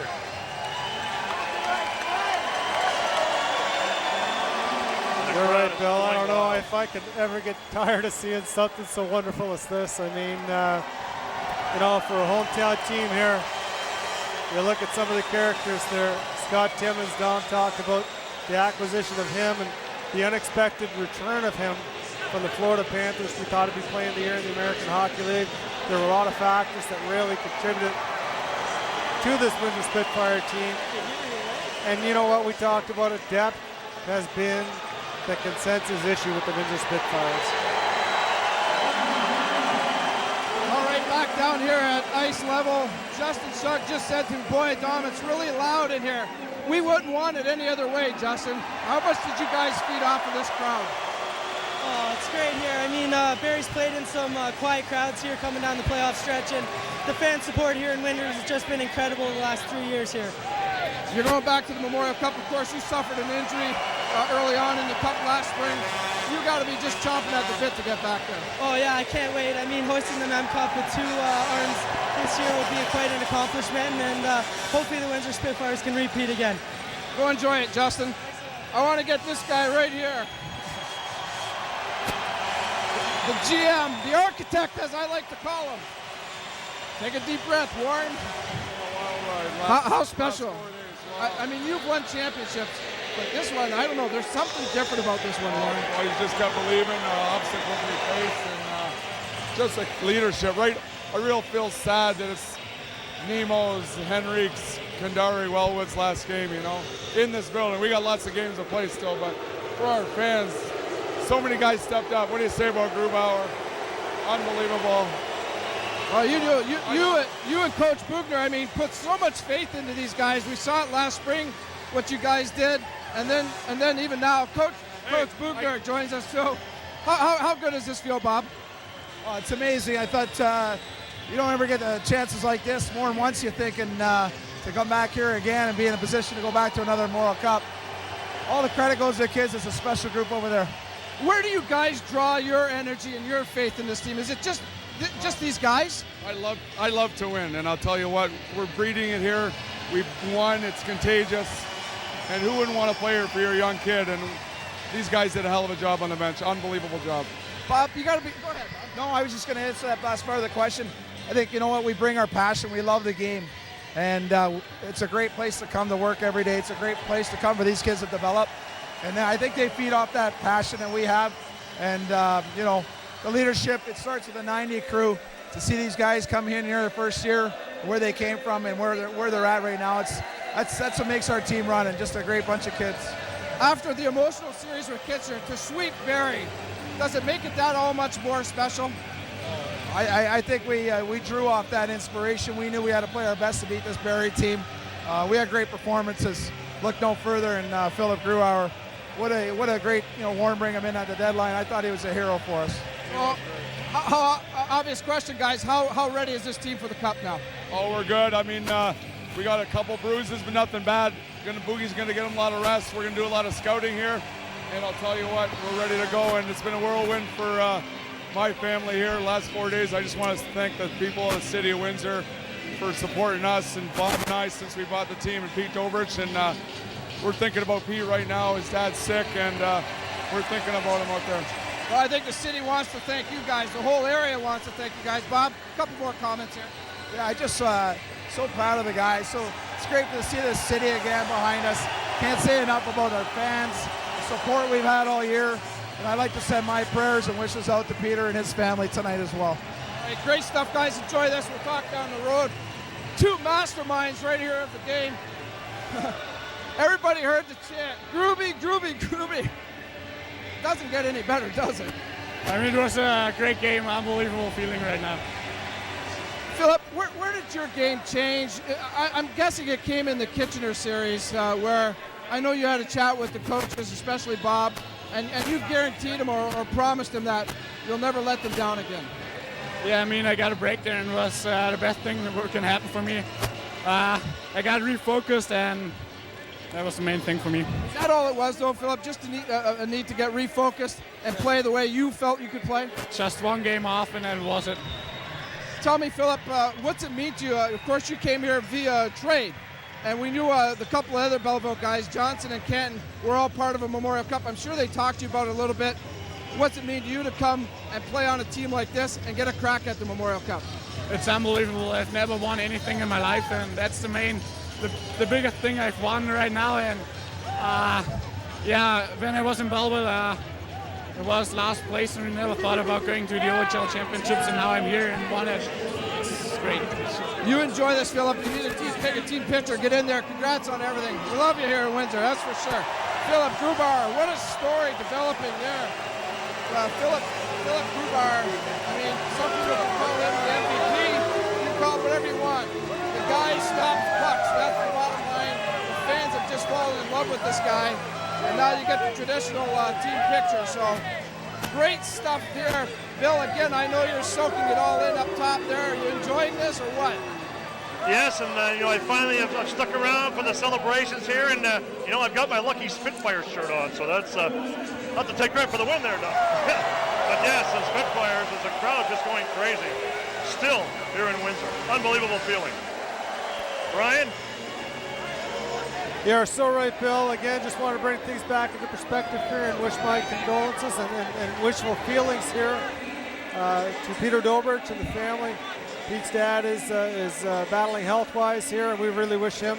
But this atmosphere right now, you can hear it in the background. It's just tremendous. I mean, a lot of family here on the Spitfires. You got all the Reichels, the Joneses, the Doberts. You got a lot of people here, and just a tremendous experience, no question. And we talked about a number of things. A lot of credit goes to the city. It goes to the mayor to get everything going. But let's go back to Dom here. Dom's got an interview for us. I got the most valuable player, Adam Henrique, well-deserved. Henry, tell me, what's the feeling here? Do you recall last spring when all this happened, and are you feeling the same thing? Oh yeah, I mean, it's just that much more special doing it back-to-back years. We were down against Kitchener. We knew once we got that first win that we were going to be here. We knew we could beat Barrie coming in. It was a battle all series long, but you know what? We knew we could do it. We knew we could be here, and we wanted to do it at home for the fans. Everybody believed in the ability of the team last year, and I think everybody believed in the ability of the team this year, Adam. But one thing that may have been different, you can comment on it, is that maybe the faith of this team was challenged, especially when you went down 3-0 to the Rangers. And it was the mental part that was challenged here. Fair to say that? Yeah. I mean, it's tough being down 0-3. I mean, we came in after that. We just had to play and have fun. Our backs were against the wall. There was really nothing to lose at that point. So we came out, we played our hearts out every game. And you know what? Here we are. I know you're going to be modest here, Adam, because you just mentioned to me we got the big trophy here. We want the other big one again. But you're the MVP as well. So well-deserved. How good does that feel to grab an award like that and contribute that way? Oh, it's great, obviously. I mean, I just want to do what I can every night to help the team win. You know what? There's no stopping us. Everybody pulled together, and you know what? It's a team effort, and that's why we're here. You're a big part of it. Congrats, Adam. Well-deserved. Enjoy this, okay? Thank you. All right, Adam Henrique. Dom, how you doing? You know what? As of now, I'm doing great. Mustache Mitchie, that's what we call him. Mustache paid off again, buddy. I know. I mean, you know what? A lot of guys stepped up these playoffs. I mean, Henrique's one, we all know. Scott Timmins, Mark Kandari, what a playoff he had. And I mean, just a lot of guys stepped up, which was awesome, and helped out guys like Taylor Hall and Ryan Ellis. I know you were probably disappointed to come back from the pros early on in the year. It's always a dream of every player to get to the big leagues and play professionally. You've got a little bit of a taste of that now, but really this wasn't such a bad situation to come back to. Not at all. I mean, when they told me that I could come back to Windsor and win another championship, I was all game for that, especially the feeling that I had last year, and the feeling I have right now is it's priceless, and it's something that not a lot of people can experience, and I got the privilege to do that 2 years in a row with a great team and a great coaching staff, and I mean, we still got the Memorial Cup to keep going on. Speaking of that, I just asked Coach Bugner and GM Reichel if the team's Memorial Cup ready. What do you think? You're a veteran. You know this game well. I believe we got about a week off here before we leave. I'm not too sure about the agenda, but I mean, this team has just played some outstanding hockey in the last 8 games to come from 0-3 against Kitchener. So we just got to maintain what we've been doing, and we'll have practice later on this week. All right. Enjoy the celebration, Mitchell. We'll see you out west. Dale Mitchell, what a great guy. Harry Young.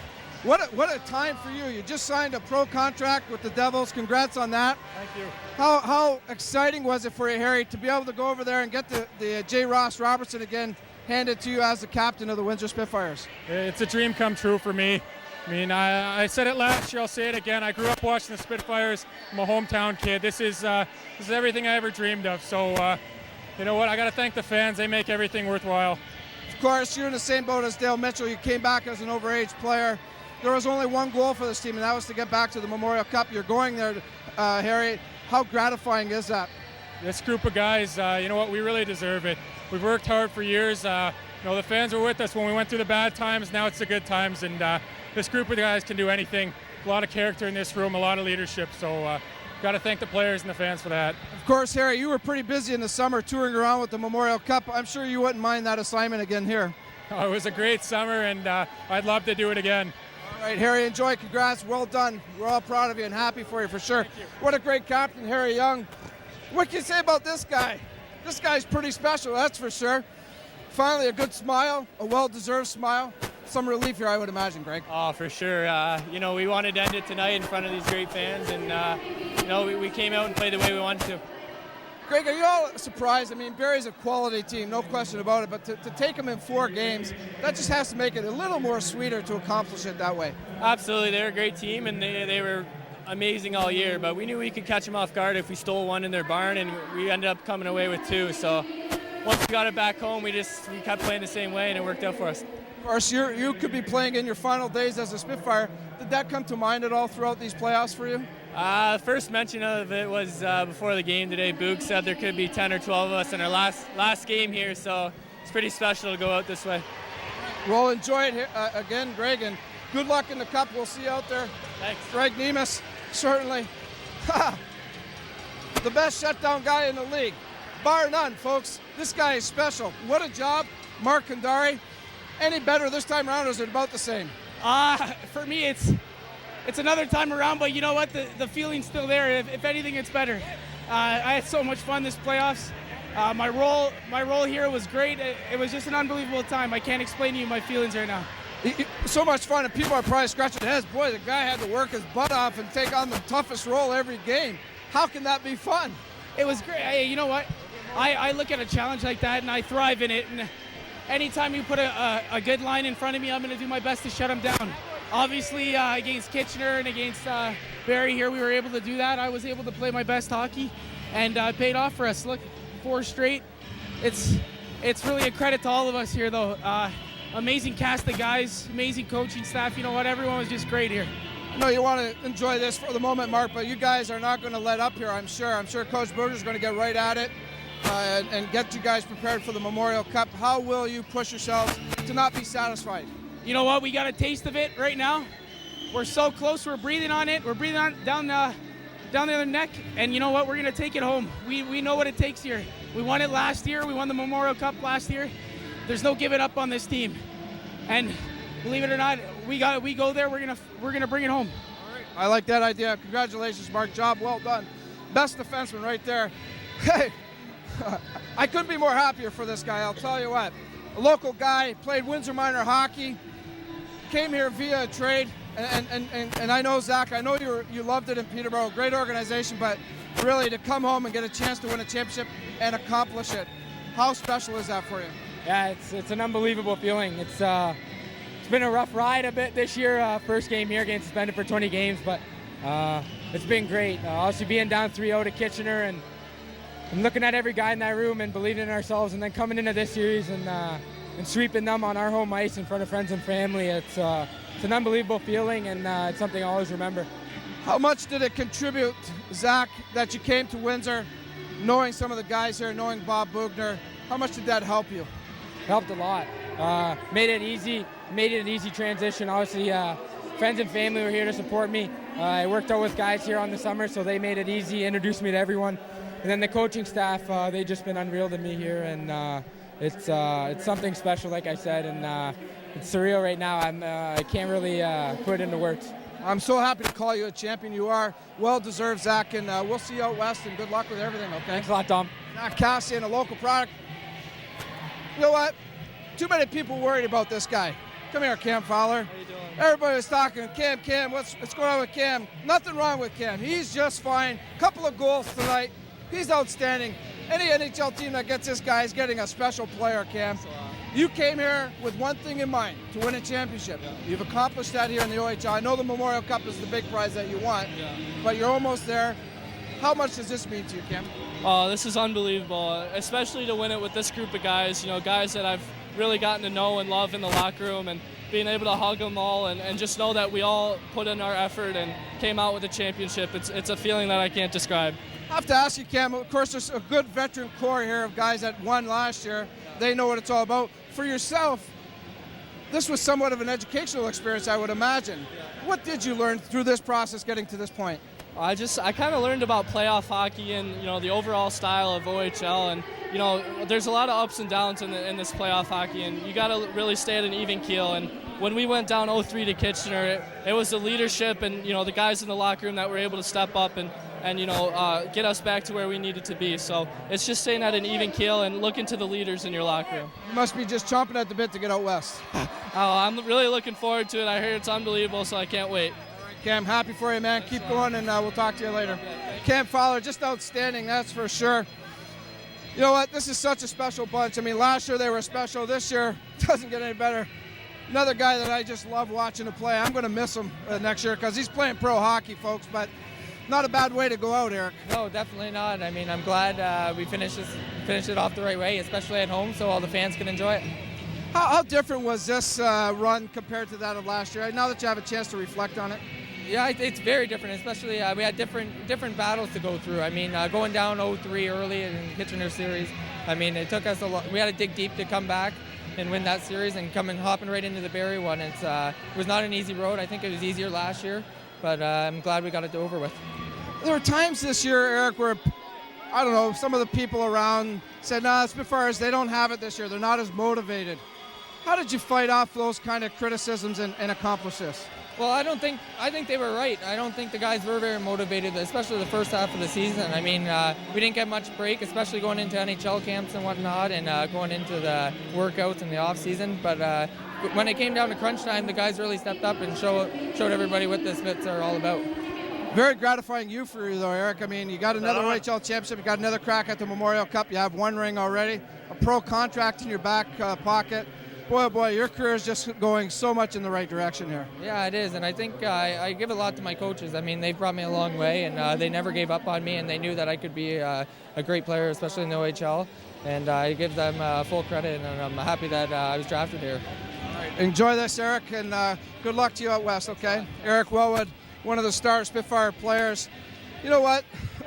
This guy, you know what? Don't ever give up on this guy or anything, because he's pretty special and he's a big part of the success. Trust me. And I know, Troy, you got to feel pretty gratified to be part of all this and experiencing this right now. Yeah, definitely. It's a great feeling. And at the start of the season, this was our goal. And to be a part of this is a great feeling right now. Talk to me about the playoff run, the highs and lows, and how the team dealt with it, and what made it happen to get to this point. Yeah, well, from the get-go, the start of the playoffs, we just took it to another level from the season. And we went down 3-0 against Kitchener, and we brought it to a whole new level, and we just charged on through there, won an 8 straight again. So good for us, I guess, right? Oh, I think it's great for you guys. Talk to me about you and Philip, the relationship, and how that works for you guys, and even through this playoff run. He's certainly backed you up, and I know you're backing him up right now. Yeah, well, we're roommates on the road. We're really close. We push each other in practice every day, and he did a really good job this series, and maybe it was the difference. Okay, good stuff. Well said. Enjoy your trip out west. Okay, Troy Passingham, great job by him as always. Let's see who else we can grab up there. Bill, I know you're still up in the booth there. There's still a lot of people walking around the ice, but down here you feel the electricity. I don't know what it's like up there and how loud the people still are, but it's got to be pretty special up there. I can't imagine how excited you are about all of this. Yeah, up to a few minutes ago now, the place is starting to empty out, and they're not as loud, certainly, as the start of the ceremonies, the post-game stuff. But, yeah, there's certainly a tremendous thrill from up top, watching all the celebrations down below and having you talk to the guys and the bulk of the guys. And, this team went through a lot this season, and they've accomplished things that a lot of people didn't think they would. But this is a special group of players, that's for sure. I can also add down here at ice level, Bill, just the family that we're seeing, not only just the immediate family, but it's really nice to see the Billet families. Every one of the Billet families are out here. We'll shoot back to Dom here. He's got Paul Billings from the Windsor Spitfires. A member of the coaching staff here, Brian, and certainly we didn't get a chance to talk much about Paul Billings, the Spitfire goaltending coach, but boy, we owe this guy a lot. He works so hard with goaltender Passingham, goaltender Grubauer, and Paul, hats off to you. Job well done. And talk to me about the play of these two guys, how they found another way to step up in the playoffs. Oh, thanks, Dom. They both came through. They both really stepped it up. Passingham had such a great season getting us to this point, and Grubauer stepping in the playoffs like he did. Hats off to those boys. Even you, Paul, who worked with these guys so hard, you had to be amazed with some of the work Grubauer put in this championship. Oh, he had a phenomenal championship series here. His lateral movement and some of those key saves that he came up with were just sensational. I guess now, how do you prepare them for Memorial Cup, Paul? A little bit different out there, obviously, and you're going to have some time to think about this, and I know you and the rest of the coaching staff will work at this, but these guys, I think, are pretty ready. I'm definitely ready. You want to give them a little break right now, then get them back into, a daily type of routine. You don't want to lose that focus, but you want to take a little time off. That mental rest is really key right now. All right. We'll let you get some rest because you've earned it. So, thanks very much. Job well done. Paul Billings, the Spitfire goaltending coach. What a job he did this year. Again, there's still some media people kicking around down here. We're still going to try to grab a few more interviews. Eventually, we're going to head into the dressing room. I'll let Brian no, we're going to take a timeout, I think. Okay, we'll take a timeout, guys. When we come back, we'll continue to celebrate the Spitfires OHL Championship. This is the OHL Tonight on TV Cogeco, brought to you by Fairhall. Welcome back to the OHL Tonight here on TV Cogeco. We're celebrating an Ontario Hockey League Championship, the second straight one for the Windsor Spitfires. They defeat the Barrie Colts 4 straight games. One big contributor to the year right here, this rookie defenseman. What a bright future this young man has. Craig Domenic joins me, and Craig, I would imagine Minnesota doesn't seem so far away right now, does it? Oh, no, it doesn't, especially going to Brandon now. We're only 4 hours away from my hometown. Got a lot of friends and family coming up, and I just can't wait for the experience. Tell me, coming here, obviously you knew what this team was all about, the organization. They talked championship all year. To accomplish it, how does it feel for you as a first-year player? Oh, there's no words to describe it, really. I knew we had the team, we had the drive to get here, and we put it all together here at the end, the last 8 games of the season. So it's just the best feeling ever. Everybody's talking about your play last game in Game 3 where you stuck up for goaltender Philip Grubauer. What's that been like for you? How many people have contacted you to talk to you about that? Oh, it's just something I do for my team. You go to the end of the earth for these guys to get to the end. And, just sticking in for a teammate's part of my job out here. And every shift I have to be ready to go out and do whatever it takes to win. All right. Enjoy this, Craig. Job well done. Congrats, okay? One more interview before we go into the room, guys. I want to talk to this guy right here. Another guy that I'm sure was chomping at the bit to get back to the Cup. He played with Belleville at the Cup in Kitchener. He's going back now as a member of the Windsor Spitfires as a champion as well. Stephen Johnson, tell me your thoughts, Stephen, how good it feels to get back to the Memorial Cup. Oh, it feels unbelievable. I mean, Mem Cup 2 years ago was the greatest experience I've ever had playing hockey, and I'm really excited to go back there. Tell me, when the trade was made and you came to the Spitfires, of course Belleville in a rebuilding year, and you look at the last couple of rounds against Kitchener, against Barrie, there was definitely a Belleville Bull flavor to both series. A couple of your teammates playing on the opposing side, so obviously it was a very successful group, and now you get the bragging rights to say you're going back. Yeah, exactly. There's no friends on the ice, but so we didn't really talk much during the series, but they played hard too, and we got a few bounces, and now we're champions, and it feels great. Okay, going back to the Cup now, and obviously your role is a little bit different there, but just the same, you have to feel that you're going to be contributing some way. What are you hoping to do for the team while you're out there? What is going to be your role? Just chip pucks in deep. I'm trying to be an energy guy, getting momentum for the guys, making hits, keeping the puck in their end, cycling and stuff. If I can play in there as much as possible, it gives the team a boost, to rest guys on the bench. So I'll just do what I can. All right. You'll do a great job. Thanks for doing this with us here, Stephen. Okay, enjoy this. Stephen Johnson of the Spitfires. All right, last one. I promise you. Wayne and Paul, our producers, are give me the business here. We got to get in the room. I got to make this quick, Kenny. All right. We're so glad you came from the college ranks, decided to join us. Obviously, a championship was the goal here, and now you've accomplished that. Obviously, no regrets to come to the Spitfires. No, there was never any regrets to come here. When I made my decision to come here, it was a personal decision. Boston College, they won a national championship this year. And, very happy for them, and luckily it worked out for me too. We won an OHL championship, but we got one more left. Okay. Can you tell me, you just seemed to get better and better as the playoffs went on. Your role was so well defined, and you were executing it perfectly. How did you feel as the series were going on, the games were going on, and gaining that playoff experience? I think from the first series to this series, every game I've gotten better, getting more comfortable, and it's just playing more games in this league and getting used to the style of play and doing what it takes to be successful. And the more I play, the better I feel out here. Obviously, you had to draw on the core guys that were part of the Memorial Cup last year. Did you feed off them and what they experienced last year and carry that into your play? Definitely. We have an older team. We have a lot of leaders, a lot of veterans. And when we were down 0-3 to Kitchener, we used that to our advantage. And, in this series, we just took it, day by day, game by game, and we came out on top. All right, enjoy this one. Good luck out west. Kenny Ryan, an outstanding performance for the Windsor Spitfires. Paul and Wayne, I'm going to the dressing room now. I promise you guys we're going to take care of some stuff there, and I'll let Bill and Brian take it over for now. Thank you, Dom. And Brian, what's it like down below you? I know you had Grubauer and Justin Shug over there. Yeah, it was nice to see Philip. Gruby, both real quality individuals. Steve Hall, Taylor Hall's dad, just walking by me here right now. It's just such a family atmosphere here, really. Just so impressed with how they do bring out the billet families, all the families. There's so many children here on the ice. And, Warren Reichel, Peter Dobridge, Bob Bugner, they really have indicated that that's the way that they want to treat this. Number one, they want to treat it like an NHL program. They've done that. Look at the National Hockey League draft picks that are on the ice here tonight for the Windsor Spitfires. Number two, they want to make sure that the families are feeling comfortable. Number three, they want to make sure that they are creating successful citizens, and they have really done that. You really can't go too long without seeing some of these kids, a lot of these kids, almost all these kids in the schools, on personal appearances, and what a great job that they have done. But, you look at this, there's pictures galore all over the place. It's a pretty special night, no question. Yeah, and I would certainly echo everything you said there, Brian. This team has really, really captured the imagination and the excitement level throughout the city and the county.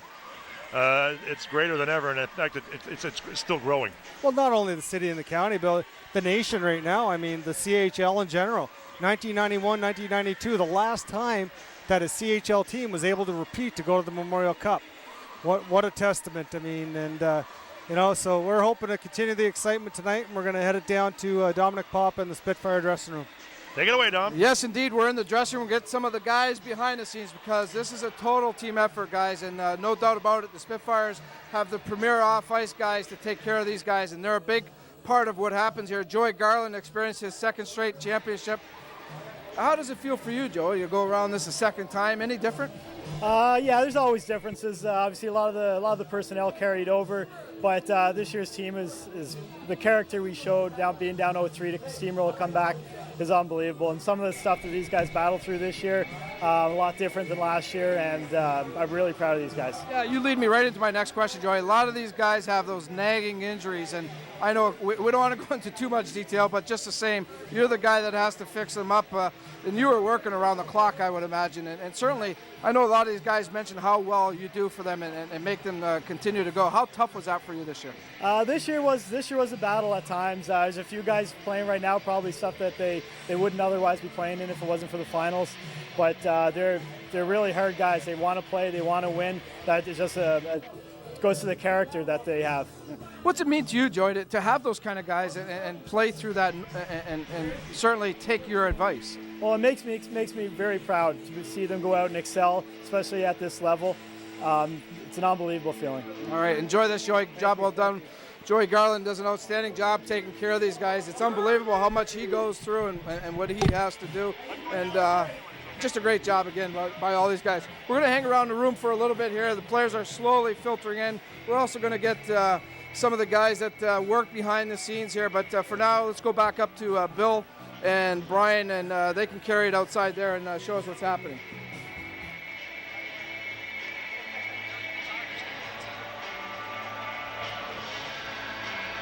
All right. We'll stick in the dressing room. One of my favorite guys, James Woodcroft. You know what? This guy, I'll tell you, talk about resilient. He was gone away from the team for a little while. They called him back. He came here with a great attitude, and now he gets to celebrate a championship. And how good does this one feel, James? You know, it feels unbelievable. It feels great to be a part of the team again, and doing it last year and then coming back this year and doing it again. It's just a better feeling, you know, doing it twice in a row. Can't get better than that. All right. Obviously, again, you were playing sparingly, but just the same, a big part of what's happening here. How important is it for guys like you and that to just play that role and certainly help the team in different ways? Yeah, you know, it's huge. Like, everyone's got their roles. Halsey's got his role to score goals. I got my role to be there when someone else is not there, and that's what I'm going to do. And if everyone does their roles, we win like we did tonight, and we win championships. Watching these guys, James, what I guess puts you in awe of them and surprises you? Just how much heart we actually have. We come out every night and never give up, and you know, our best players are always our best players. We're never joking around. Always joking around, but when we get on the ice, there's no joking around, and we do business. All right, enjoy this, okay, James? Thank you very much. All right, good stuff. I want to grab. There's a former Spitfire here, Mr. McDermott. Come and see me here, buddy. We remember the role that Lane McDermott played last year for the Spitfires. Good to see you back here, and not a bad night to come and visit. Lane McDermott, of course, celebrated a championship last year. They've even given him a T-shirt for this year. He's still part of it all. How happy are you to see these guys do this, Lane? Oh, I was watching the whole game. I was into it. I was cheering for the guys, and when they won, it felt like I won too. So yeah, it was great. Of course, you kept in touch with these guys throughout the year while you were playing, getting your pro career off the ground. But how special are these guys, and what do you think helped them to get over the top here? Well, they're just a great bunch of guys. They're close. They all work hard, and the biggest thing they have is character. And they, no matter how down they get, they always come back, and it's amazing. You surprised at all that they won this thing again? No, not at all. I saw it coming from all the way. All right, good stuff. Good to see you, Lane. Good stuff. Mark Cadat, come and see me, Caddy. You can't let you get out of here without talking to me. There's Dom. Mark Cadat, of course, one of the guys that does a lot of work off the ice, does a lot of work on the ice with practice. He does a lot of great stuff with these guys as far as training techniques, power skating, things like that. He's a big part of the success here. And Mark, to do this twice in a row, I would imagine just unimaginable, really. Yeah, it's a good core group of guys. It's hard to teach character, and these guys, last year they showed it in an unbelievable way, but to do it twice in a row, back to back, these guys, you know, like I said before, they've got a lot of heart, a lot of character, and these guys are going to go places after this year and years after that. So, what a group of guys to be involved with. Again, there's so many things talked about during the playoffs, Mark. Of course, the biggest thing that people really talk about is the Kitchener series being down 3-0, coming back to win that, and then winning 4 straight here. What do you think was able to put the guys in position to accomplish something like this? Well, like I said before, I mean, these guys have a never-die attitude. These guys don't know how to lose. I think at the end of the day, they don't know how to lose. In the back of their mind, they never feel like they're down and out.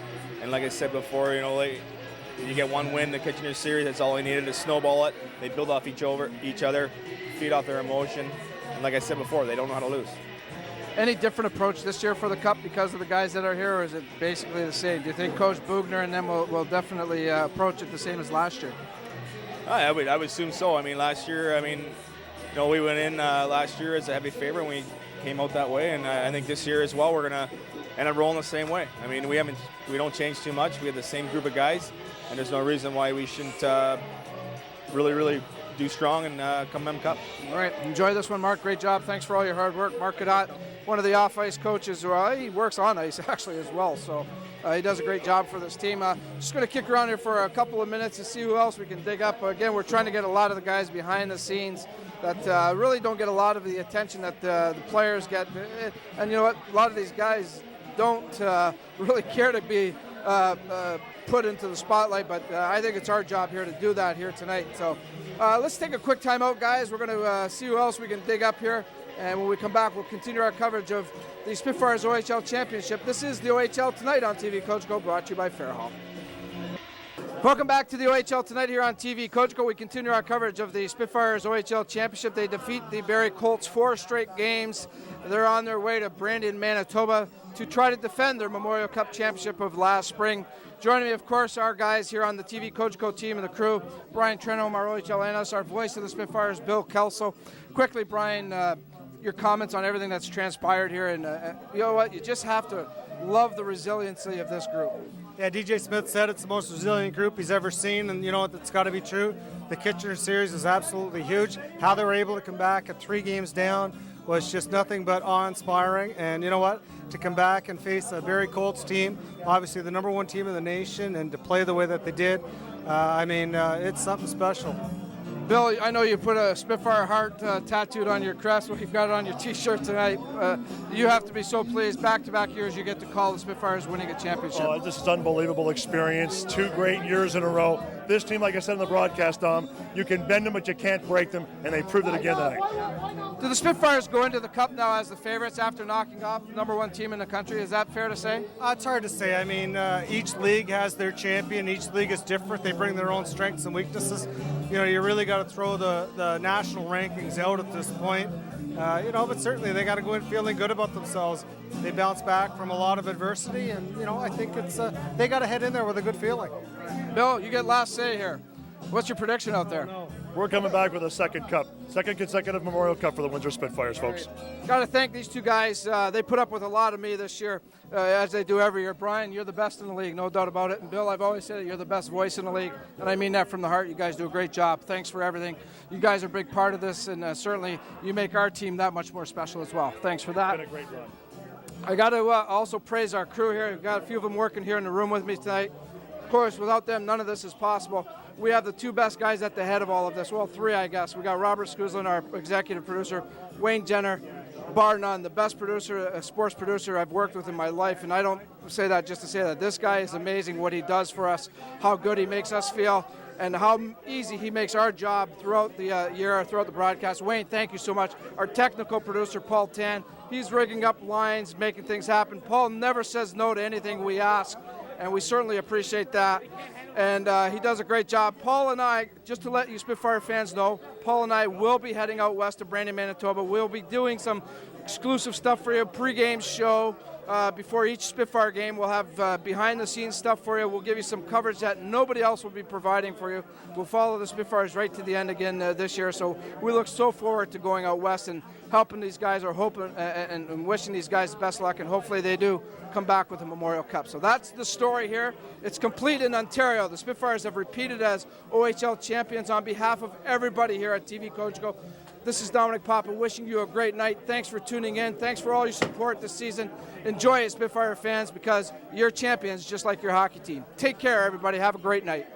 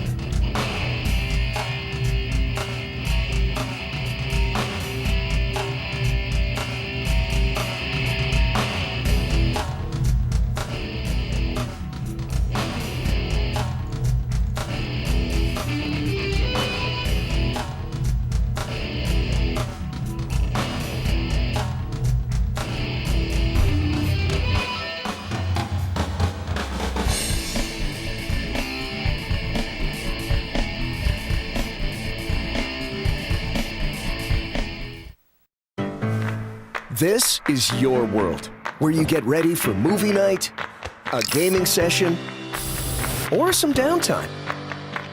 In your world, every little thing has to be just right. Because every little thing matters. Welcome to ultra-fast unlimited internet, flexible TV, and a powerful network to make it all happen your way. Welcome to a world of your very own.